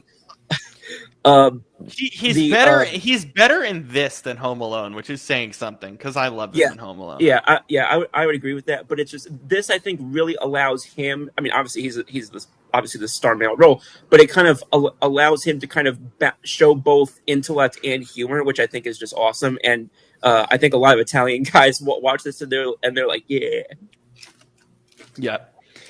Shane, from a filmmaking standpoint, also Scoop, what's your rating on this movie? I'm sure it's quite high. Remind me, how do we do this out of 5 or out of 10? Out of 10. I'm going to be biased. I won't call it a 10 because I don't feel qualified enough to give movies 10s. But 9 to 9.5, I would have to say. Like I freaking love the movie, and may he rest in peace. Shout out to my grandfather. He's actually the first one who showed me the movie when several years ago. So just wanted to mention that as well because he is the reason why I've seen that movie. So are you going to go 9.5? Yeah, I'll go 9.5. I'll leave the 10s for people like Shane who actually know about filmography and stuff like that. Cinematography. Yeah, that. See, I can't even say the damn word. Here's the thing. I've never given a 10. Yeah. The only 10 I've given on this show is A Quiet Place Part 1, I think. Yeah, and so Downfall. I won't be the first one to give it that, Downfall. but it's just, I mean, it's my favorite movie. So if I were to give it anything other than a 9, I'd be lying. Yeah, so Downfall and A Quiet Place were the only 2 10s I gave. All right, Shane, from a filmmaker's perspective, what are your thoughts on My Cousin Vinny? Yeah, I remember, because I kind of, with this segment, I like to do, like a movie in each major genre, kind of, So we've, last week we had a mystery kind of, and so on and so forth. This is very much intended to be like our comedy movie this year. Fantastic palate cleanser after the sad for real weeks. Yeah. And then so anyways, this is, I think, I was looking at it, it's like, okay, what's a good comedy we could do? I had a few thoughts, and then Scoop one day over the summer says that My Cousin Vinny's his favorite movie, and I was like, that's it. That's a great one. Because the problem with comedies is that a lot of them are so hard to judge in a critical sense, because most of them from a filmmaking perspective are not that well made. It's just a script and good actors, and that's it. Like, nothing about it is very deep or interesting or, not reinventing the wheel or anything. Which sometimes is fine, I think with this movie, I have a list. Well, I have a list that Robert's seen it of like probably 200 movies that I specifically asked for it because that was like during COVID when I was bored. I was like, I need a movie, and I haven't watched a lot of them because I know Shane's going to pick them for the show, so I've just been waiting. Yeah, a lot of them. Don't watch them. But it's like 200, like my top 200-ish movies of all time, and I'm like pulling from them for this. I don't think I've even seen 200 movies in my life. I've probably seen 2,000. That's incredible. Well, maybe more than that. Anyways, but yeah, so anyways, all that to say, My Cousin Vinny was in the list. I just, for whatever reason, wasn't planning on doing it this year. Again, I don't know why, but then you suggested it, and I was like, Oh hell, might as well. So now here we are. But yeah, I mean, this movie is, it's very funny. Obviously, it has a lot of memorable moments, and I think the characters all, or the characters, God, the actors all play their parts perfectly. And just the dynamic they have is, it's very, very quick, very sharp, really good timing, very witty. It's, I think the dynamic of, like, kind of this, old school New York lawyer type versus Where I live now. versus, like, a typical Southerner or whatever. I just think it's an interesting dynamic, and having that all wrapped up in, like, a legal drama, so to speak, it's just a fun idea. And it's very rewatchable too. A lot of comedy movies they're not that rewatchable because it's like, the jokes and it's like, okay. But this one, it's like, I think this is my fourth time watching it, and I'm still laughing at it, and I'm like, oh, that's good. I mean, I think really the only criticisms I have is, like, that was a terrible pick by Sam Darnold. We've got to fight. We've got to fight. And we got to fight. Ooh. Great. Oh my god, I wish you guys could see this. Pringles was punching at the TV. Pringles was punching at the TV. I think I think some of the humor in this movie is a little lazy, just because it's like, sometimes it borders into just, like, making fun of stereotypes, which it's not like something that I'm like, well, that's offensive. It's nothing like that. It's just like, all right, you could have done something a little different, but sure. And like,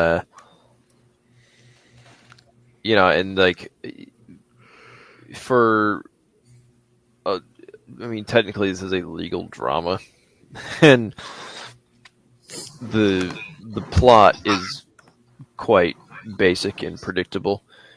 It doesn't really interest me all that much, because I'm like, well, this is, I can see where this is going. But still, it's just, the ride to get there is still fun. So I think I'd give it like a B+, which, my grading scale that's like an 8 out of 10 for you guys. So yeah, still solid. Yeah. Very much. Brandon, go ahead. Yeah, when I feel like it's, well, people know this movie across the country, but I feel like especially if you're like, I get it for you living out there in Seattle, if you have, obviously for you, Rob, like, having not seen it, like in the tri-state area, it's basically a rite of passage to have watched this movie. Because it's like anybody that's from New York and New Jersey, loves this movie. Everybody I know has seen this movie. But it's just it's weird how people will remember Joe Pesci for Home Alone, but it's like that's like the last thing I remember him for. Same with me. Yeah, this and Goodfellas. Yeah, I forgot he was in that. Yeah, Goodfellas. Obviously this one, My Cousin Vinny. Like the list goes on. I mean, he's done so many different things, but it's just I think about this movie, and I'm like, it. Honestly, I still find myself. This movie came out over 30 years ago. I still find myself just laughing at everything in it, even if it's Yeah. cheesy. It's Me cheesy. too. I still like it. Like just the amount of well, why I say like if you're from the tri-state area, like you love this movie because you can also not just because it's featuring a lead, both leads that are in this movie, they're coming from Brooklyn, but also Joe Pesci himself was born and raised in Newark, so in New Jersey, so like this thing is like I was saying, it's a rite of passage just because it's like it features this area, kind of the two leads being from this area, both in their personal lives and in their professional lives for this movie. But see, we can handle the amount of exaggerated accents, New Jersey and New York accents. Now, now this movie, they're playing up the New York accent, New Jersey accent like a lot more. But it also makes it funnier that way. But I think that where in God's name is C.J. Stroud throwing the football? Oh Lord. But with this movie, like every scene to me is funny. Like obviously, yeah, like when he first eats the grits, and he's like, "What is this?" He's like, "You never heard of grits?" It's like, "Of course I heard of grits," and he's taking like a small forkful of it. That looks so good, by the way. When I saw that Like- plate, I was like, "Give me that now." It's a good old Southern breakfast. Every time I watch this, it's exactly what I think. But the thing is, what makes my grandfather watch this all the time too. My grandfather's seen this damn thing since it came out, but my grandfather and I we will watch this all the time, and we laugh at the same, like literally the running gag of that everything at 4 or 5 o'clock in the morning wakes him up. Whether That's my favorite. That's my favorite gag in the whole movie. Yeah, and but the We first time gotta move. first time it happens, he gets about his bed. He's like, "What the fuck is that?" Like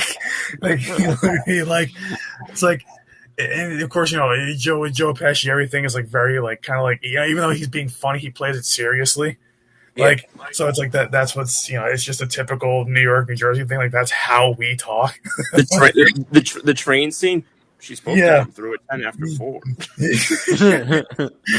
Like it's Not 5.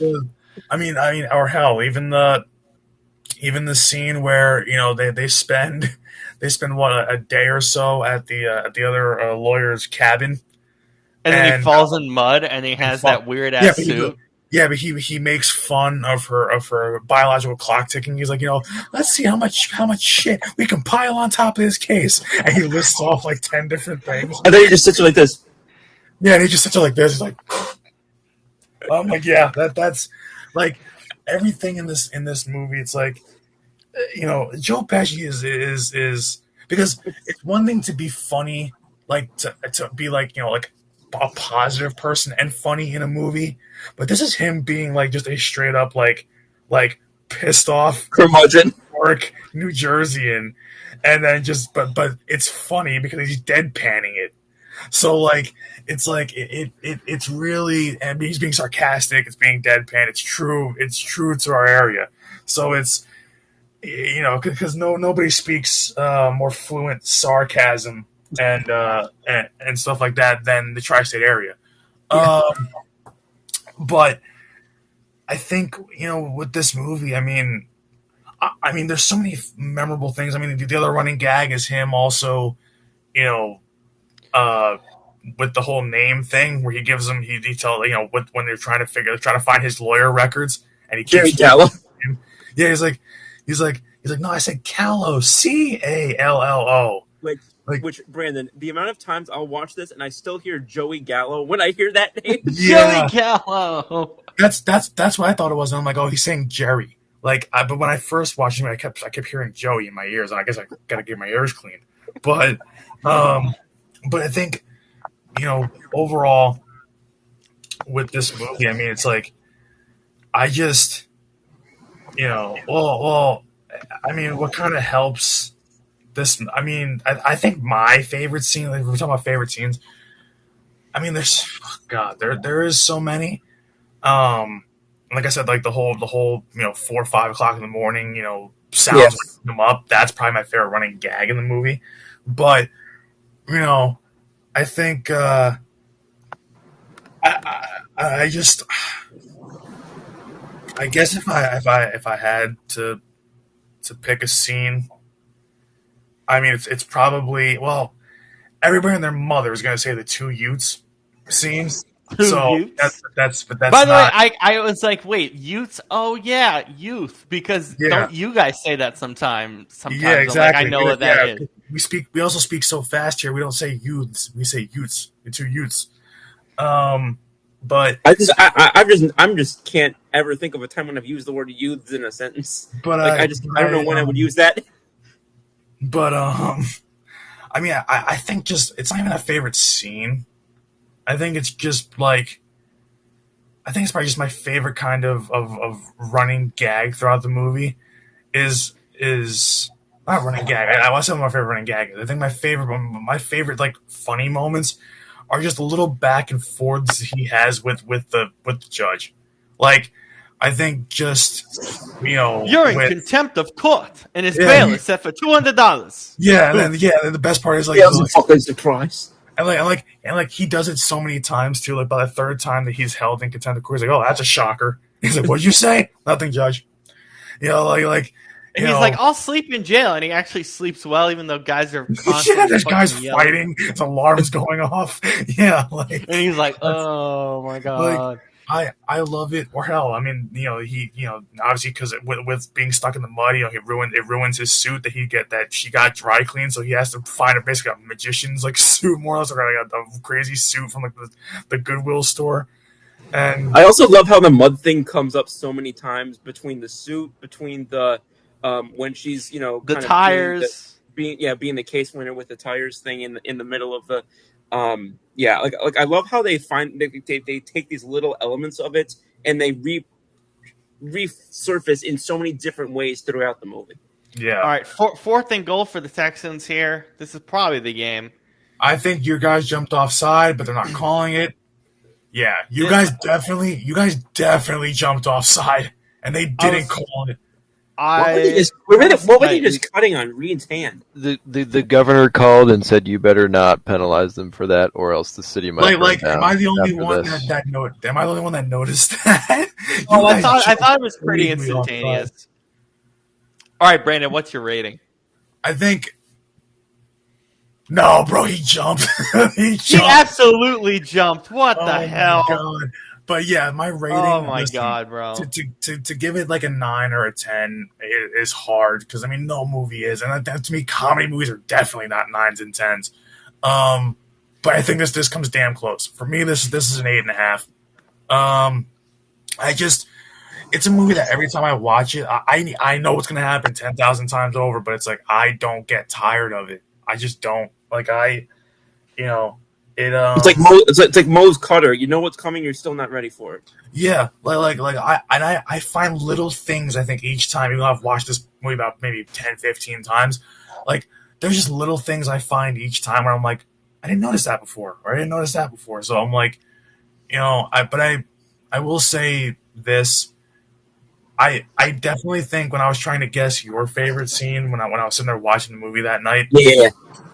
I definitely think, and it's why I brought it up, the scene that made me laugh the hardest when I rewatched it was him talking about, when he brings the files home, or just in general, he brings he keeps thinking that he's gonna crack this case by bonding with the other attorney, and then she's like it's called disclosure, dickhead. It's like she's like he's supposed to. And then she's like, what do you bring? You're entitled. It's called disclosure, you dickhead. And then the best part is she's sitting there and she's obviously because she is outsmarting her fiance, but she says, besides that, I'm basically paraphrasing, but she's like, what do you think you're gonna get out of hunting a deer? She's like, do you even know how to hunt? Do you even have hunting clothes? And she's like, imagine you're a deer walking along, you get thirsty, you see a bad a little brook, you take a little drink, and bam! Someone basically blows your fucking head off. Like, it's like, it's, anything, like, I mean, she's perfect for this. She's perfect for this movie, but I think that just every scene has something funny that if you go back and rewatch it, it's fun. So that's basically it. So this will be the closest I ever give a comedy movie to a 9 or a 10. It's an 8.5. I'm giving it a 9.5. This is not my favorite comedy movie. Wow! I love it. I told you. And you know what? The comedy was funny. It was really early in the morning when I watched it, so I couldn't laugh super hard. But I really want to watch it again to think more about the comedy, because I was more focused on the case. Because I thought what happened in the courtroom was so out of box that I was like, I'm just curious how the hell this is gonna work. These guys are dealing with the death penalty here, and you have this conkadoodle lawyer dealing with this whole situation. And the beginning of this damn movie is based off tuna fish. So everything, and then I like the beginning too when they're driving and it's about the South, spending time in the South. So I thought that fit really well. I will say I also just love the soundtrack to this movie so much. Oh yeah, it's perfect. No, but it's just the sight gags. It's Pesci. It's all the actors from top to bottom. I definitely have to watch it again to kind of get more of a sense of it. But there's so much about this that's just funny. You guys mentioned the sight gags, but yeah, for me this is a 9.5. It's the one movie that I've seen one comedy movie that I'm like, oh yeah, this was really joyful. It was a really fun 2 hours. It didn't drag on. It wasn't sad like our last 2 weeks. It was just the joy, and I really enjoyed it. And this is great. Do we get more joy next week? Or are we getting? Yeah. Shane, what are we doing next week? Sorry to go over time. I know you have to head out, but I do. What do you... It's our since it's our Halloween movie or Halloween week. It'll be. Oh yeah, Halloween. You guys need a costume. Is it this Thursday that it's Halloween week or next Thursday? Next Thursday. Thank God, because I've picked out a costume. I just don't have it yet. Yeah. So next week. So are we doing our Halloween movie this week though? Yes, because if we do it the week after, it'll be after Halloween, and that feels weird. Yeah. Good point. So we're doing The Sixth Sense. Yeah, that's right. Yeah, okay, that's a good one too. That's gonna be I think it's gonna be the first one other than My Cousin Vinny that I've already seen. Huh. Okay, good. Are the Texans actually gonna score here? Even if they do, it doesn't matter. With how bad they are, are they going to pull up Broncos and score 5 times in 3 minutes?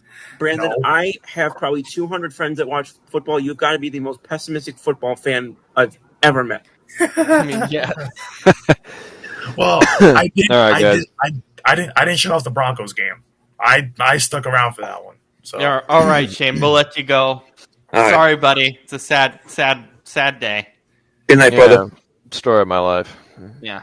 Oh, I'm actually gonna go have some alcohol after the show. That's how sad I feel. I'm a Seattle sports fan. All right.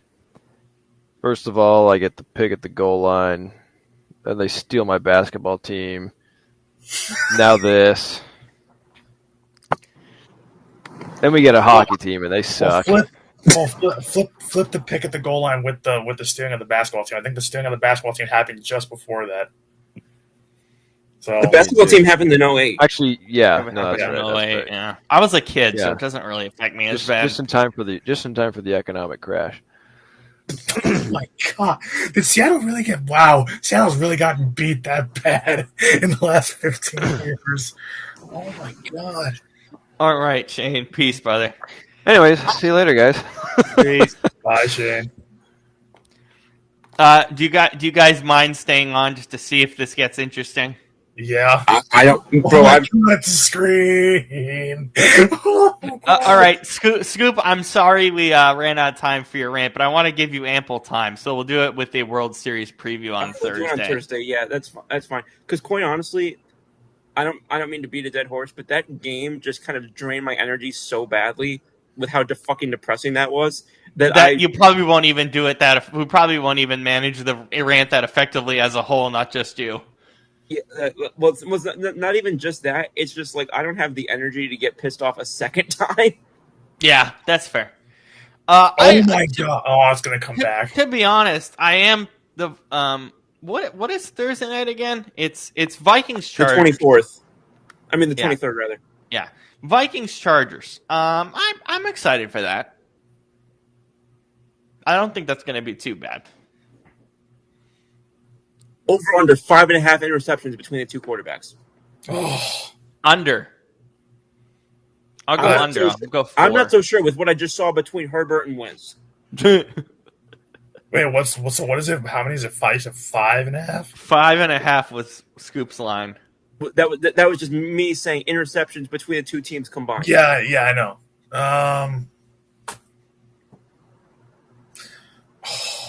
Yeah, that's what I'm saying. If it's under, it's not easy. I mean that is like that literally is it's a top 5 defense because of Brian Flores. Vikings are. I know the Vikings coming into yesterday were a top 2 pass defense in the NFL. I think they were number 2. I think. And then until not a good passer Jalen Hurts comes in and eats their lunch. Yeah. And so. What the hell are you doing? I'm going to say over, but I'm going to say that they're going to throw 3 each. Yeah, that's about where I was at. That's not a catch, right? No. I don't That's not a catch. Be. Oh, did you see freaking what the hell's his name? TJ Hawkinson, all pissing in his Wheaties about the lack of a catch call for him. I'll be honest, that wasn't a catch. It's not. I watched it multiple times. He lost it multiple times, and then he's like, I don't know what they're looking at, and there's I'm like, they're looking at 18, and he's like, and they had it on they got to stop involving the cameras because they had one angle that shows it, and then another angle that's. I'm like, bro, it wasn't a catch. Period. I'm like, bro, you're not a rookie. Like, why are you talking so stupid? And like, what is it? And what surviving the ground has been a thing in football when it comes to catching a football for the last how God knows how long. So it's like you don't even know the rules. No, seriously, and I used to be a Hawkinson fan. And my God, we have a game. We actually have a game. Oh my God. Since we're at the 2-minute warning, would you guys like to hear what Mike McDaniel said yesterday and today? Lord. Okay, let's do another over under 26.5.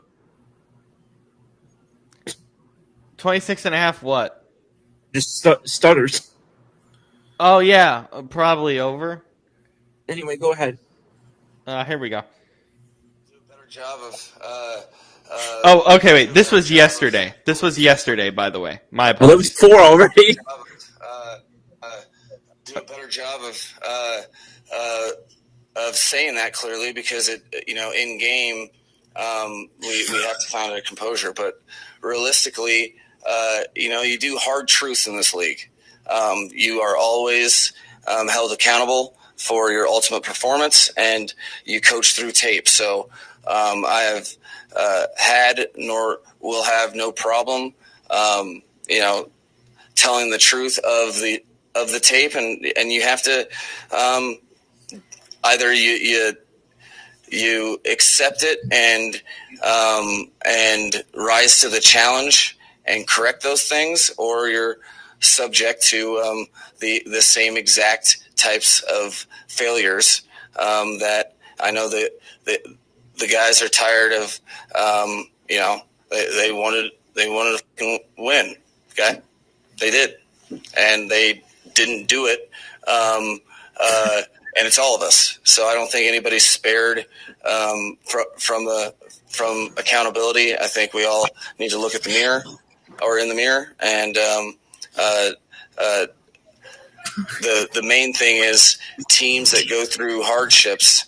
You double down on those hardships if you don't stick together. Do a better job. He basically also said that we just didn't see it coming from the Browns. And then here's what he said today on Tua. Oh boy. For the next several weeks, barring injury. Okay, here's Tua. Will he be your starter for the next several weeks, barring injury? Yeah, he's going to take the snaps this week, and he's going to be our starter this week. And my expectation is that we don't throw 10 picks.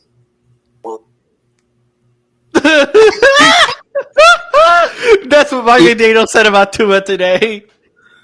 You know, he speaks very much like he could be running for president in this day and age. Jesus. Brandon, you were dying that whole time. Just because it's like every time he tried to, like, he started to get on a somewhat coherent thought, it was no, he was the public defender in My Cousin Vinny. Yes. like, And I'll say that, like, I know that I stutter and I trip over my words a decent number of times. Not as bad as that. No. I don't think any of us ever have. Like, you can tell that he literally doesn't have any answers for this shit show going on, and he's like what he even said. He literally said in the presser, "We didn't see this coming" in relation to the Browns' loss. And it's not even just that. Like, even what he was saying was just a bunch of numbers. We teach through tape. We have to go back, like we have to go back and look at the tape, and we have to go back and correct things. And like, who was it that said that quoted him as basically saying, "You win by winning"? Like, who was it who said that?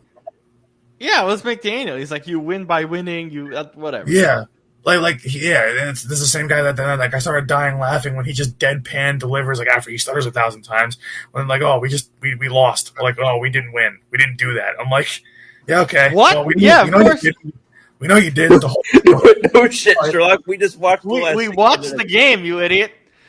Like it's like, okay, like, and that's the unfortunate thing is, like, I feel like there's a good number of people in sports and otherwise that are so book and information literate but they're just not good public speakers, and I think that that's kind of what he is, and I think that's probably why he was such a good coordinator, is that he was really good at the information and the X's and O's types of things. But my God, in terms of commanding a room, I mean, that's all that needs to be said. Has Kevin Petullo ever been interviewed in recent weeks? He has. What has he said? It's only a couple times, but he just stayed. I thought you meant has he been interviewed for a head coaching job for some reason? No. I hope so. That's what I hope so.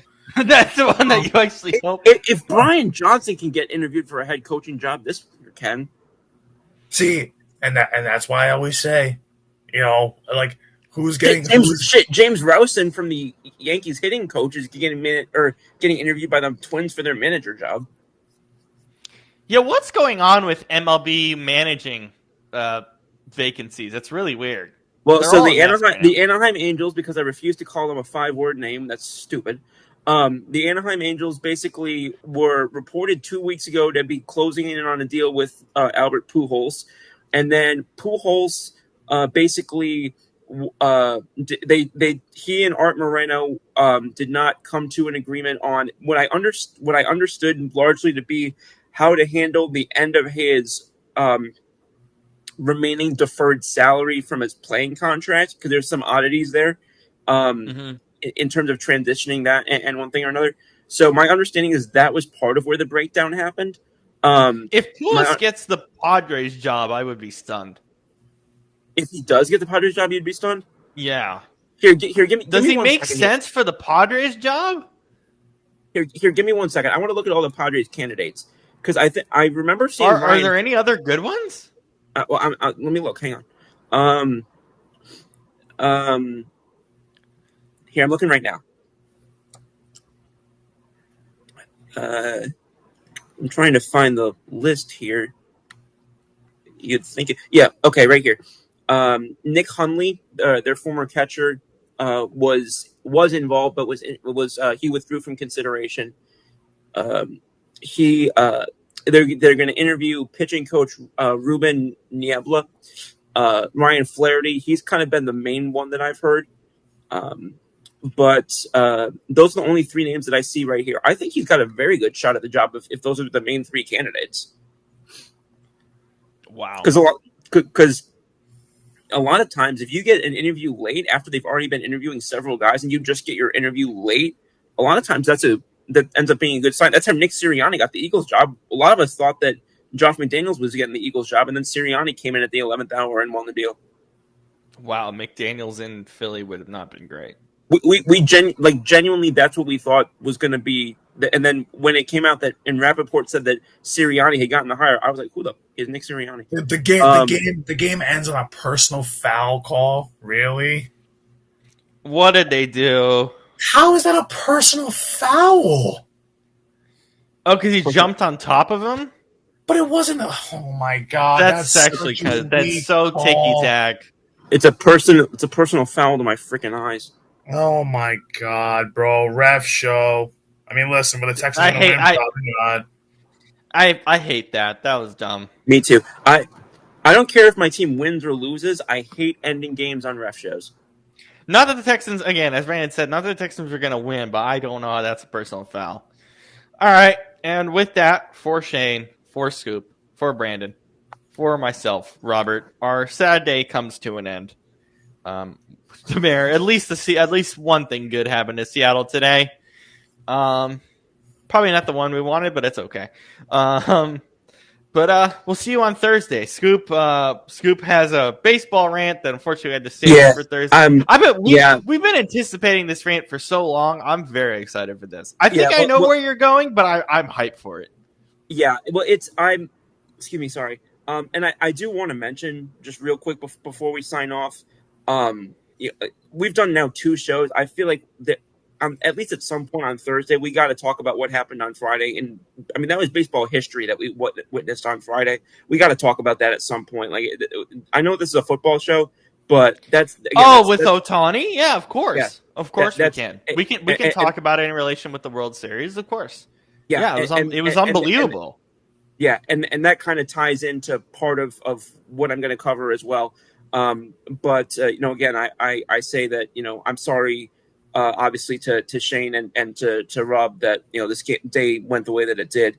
And not particularly thrilled that the team that was responsible for the other side of Game 5 last year, I'll now be rooting for in the World Series. Yes, I will be rooting for the Dodgers. To Jay Kruger, I still can't believe you're, shirking us and rooting for the Blue Jays. I'm gonna tell myself it's only because of your name, because I really would rather believe that. But yeah, no, thanks everybody, and I look forward to seeing everybody again on Thursday night. Looking forward to another week of football. Hey, we had some pretty solid football this weekend. Hopefully, we can get some more of that next week. And since I didn't get to say it on Sunday, roll Tide, smoke them if you got them. Jesus. By the way, a lot of Alabama fans couldn't smoke a cigar. Don't smoke a cigar if you don't know how to. I don't. What I almost did yesterday for the Sunday night show, I went online and I tried to order those fake cigarettes or cigars that they have at like Spirit Halloween to have for the freaking show. I just couldn't time it right for it to get here. Damn. But yeah, that'll be fun on Thursday. Get some baseball, get some football in. And guys, good news. We're done. I believe we're done with the Monday Night Doubleheaders. I don't have a problem with Monday Night Doubleheaders. I have a problem with Monday Night Doubleheaders that suck. I don't mind doubleheaders like if they take place an hour apart from each other, but my God, man! I mean, I know why this one took place at 10 o'clock at night for us on the East Coast. Like, they got space. I still like the schedule. I know it sucks for you guys on the East Coast, but yeah. See the thing. I don't even have a problem. Like, I don't have a problem with being on right now. It's because we're always on right now. Yeah, well, that's the thing. The only thing that was excessive was like 2 or 3 weeks ago. We ended up on at freaking 2:30 in the morning somehow. I have no idea how that happened. But yeah. Keep in mind, I live in Central Time, so it was 12:30. It was 12:30 your time. Yeah. Yeah. Yeah, sorry. so I'm glad we're done with it. I'm glad we're done with it this year. Thank God. Thank God we're done with the doubleheaders. The only Monday night doubleheader, quote unquote, is going to be that Week 18 Saturday. But that's it. Hey, we But, don't care yeah. about that. That's probably going to And- be two games that don't matter. I mean, hopefully they matter. We'll see. But yeah, for Brandon, for Scoop, for Shane, for myself, Robert, we will see you on Thursday. Peace, everybody. Good night. Not everybody. Peace.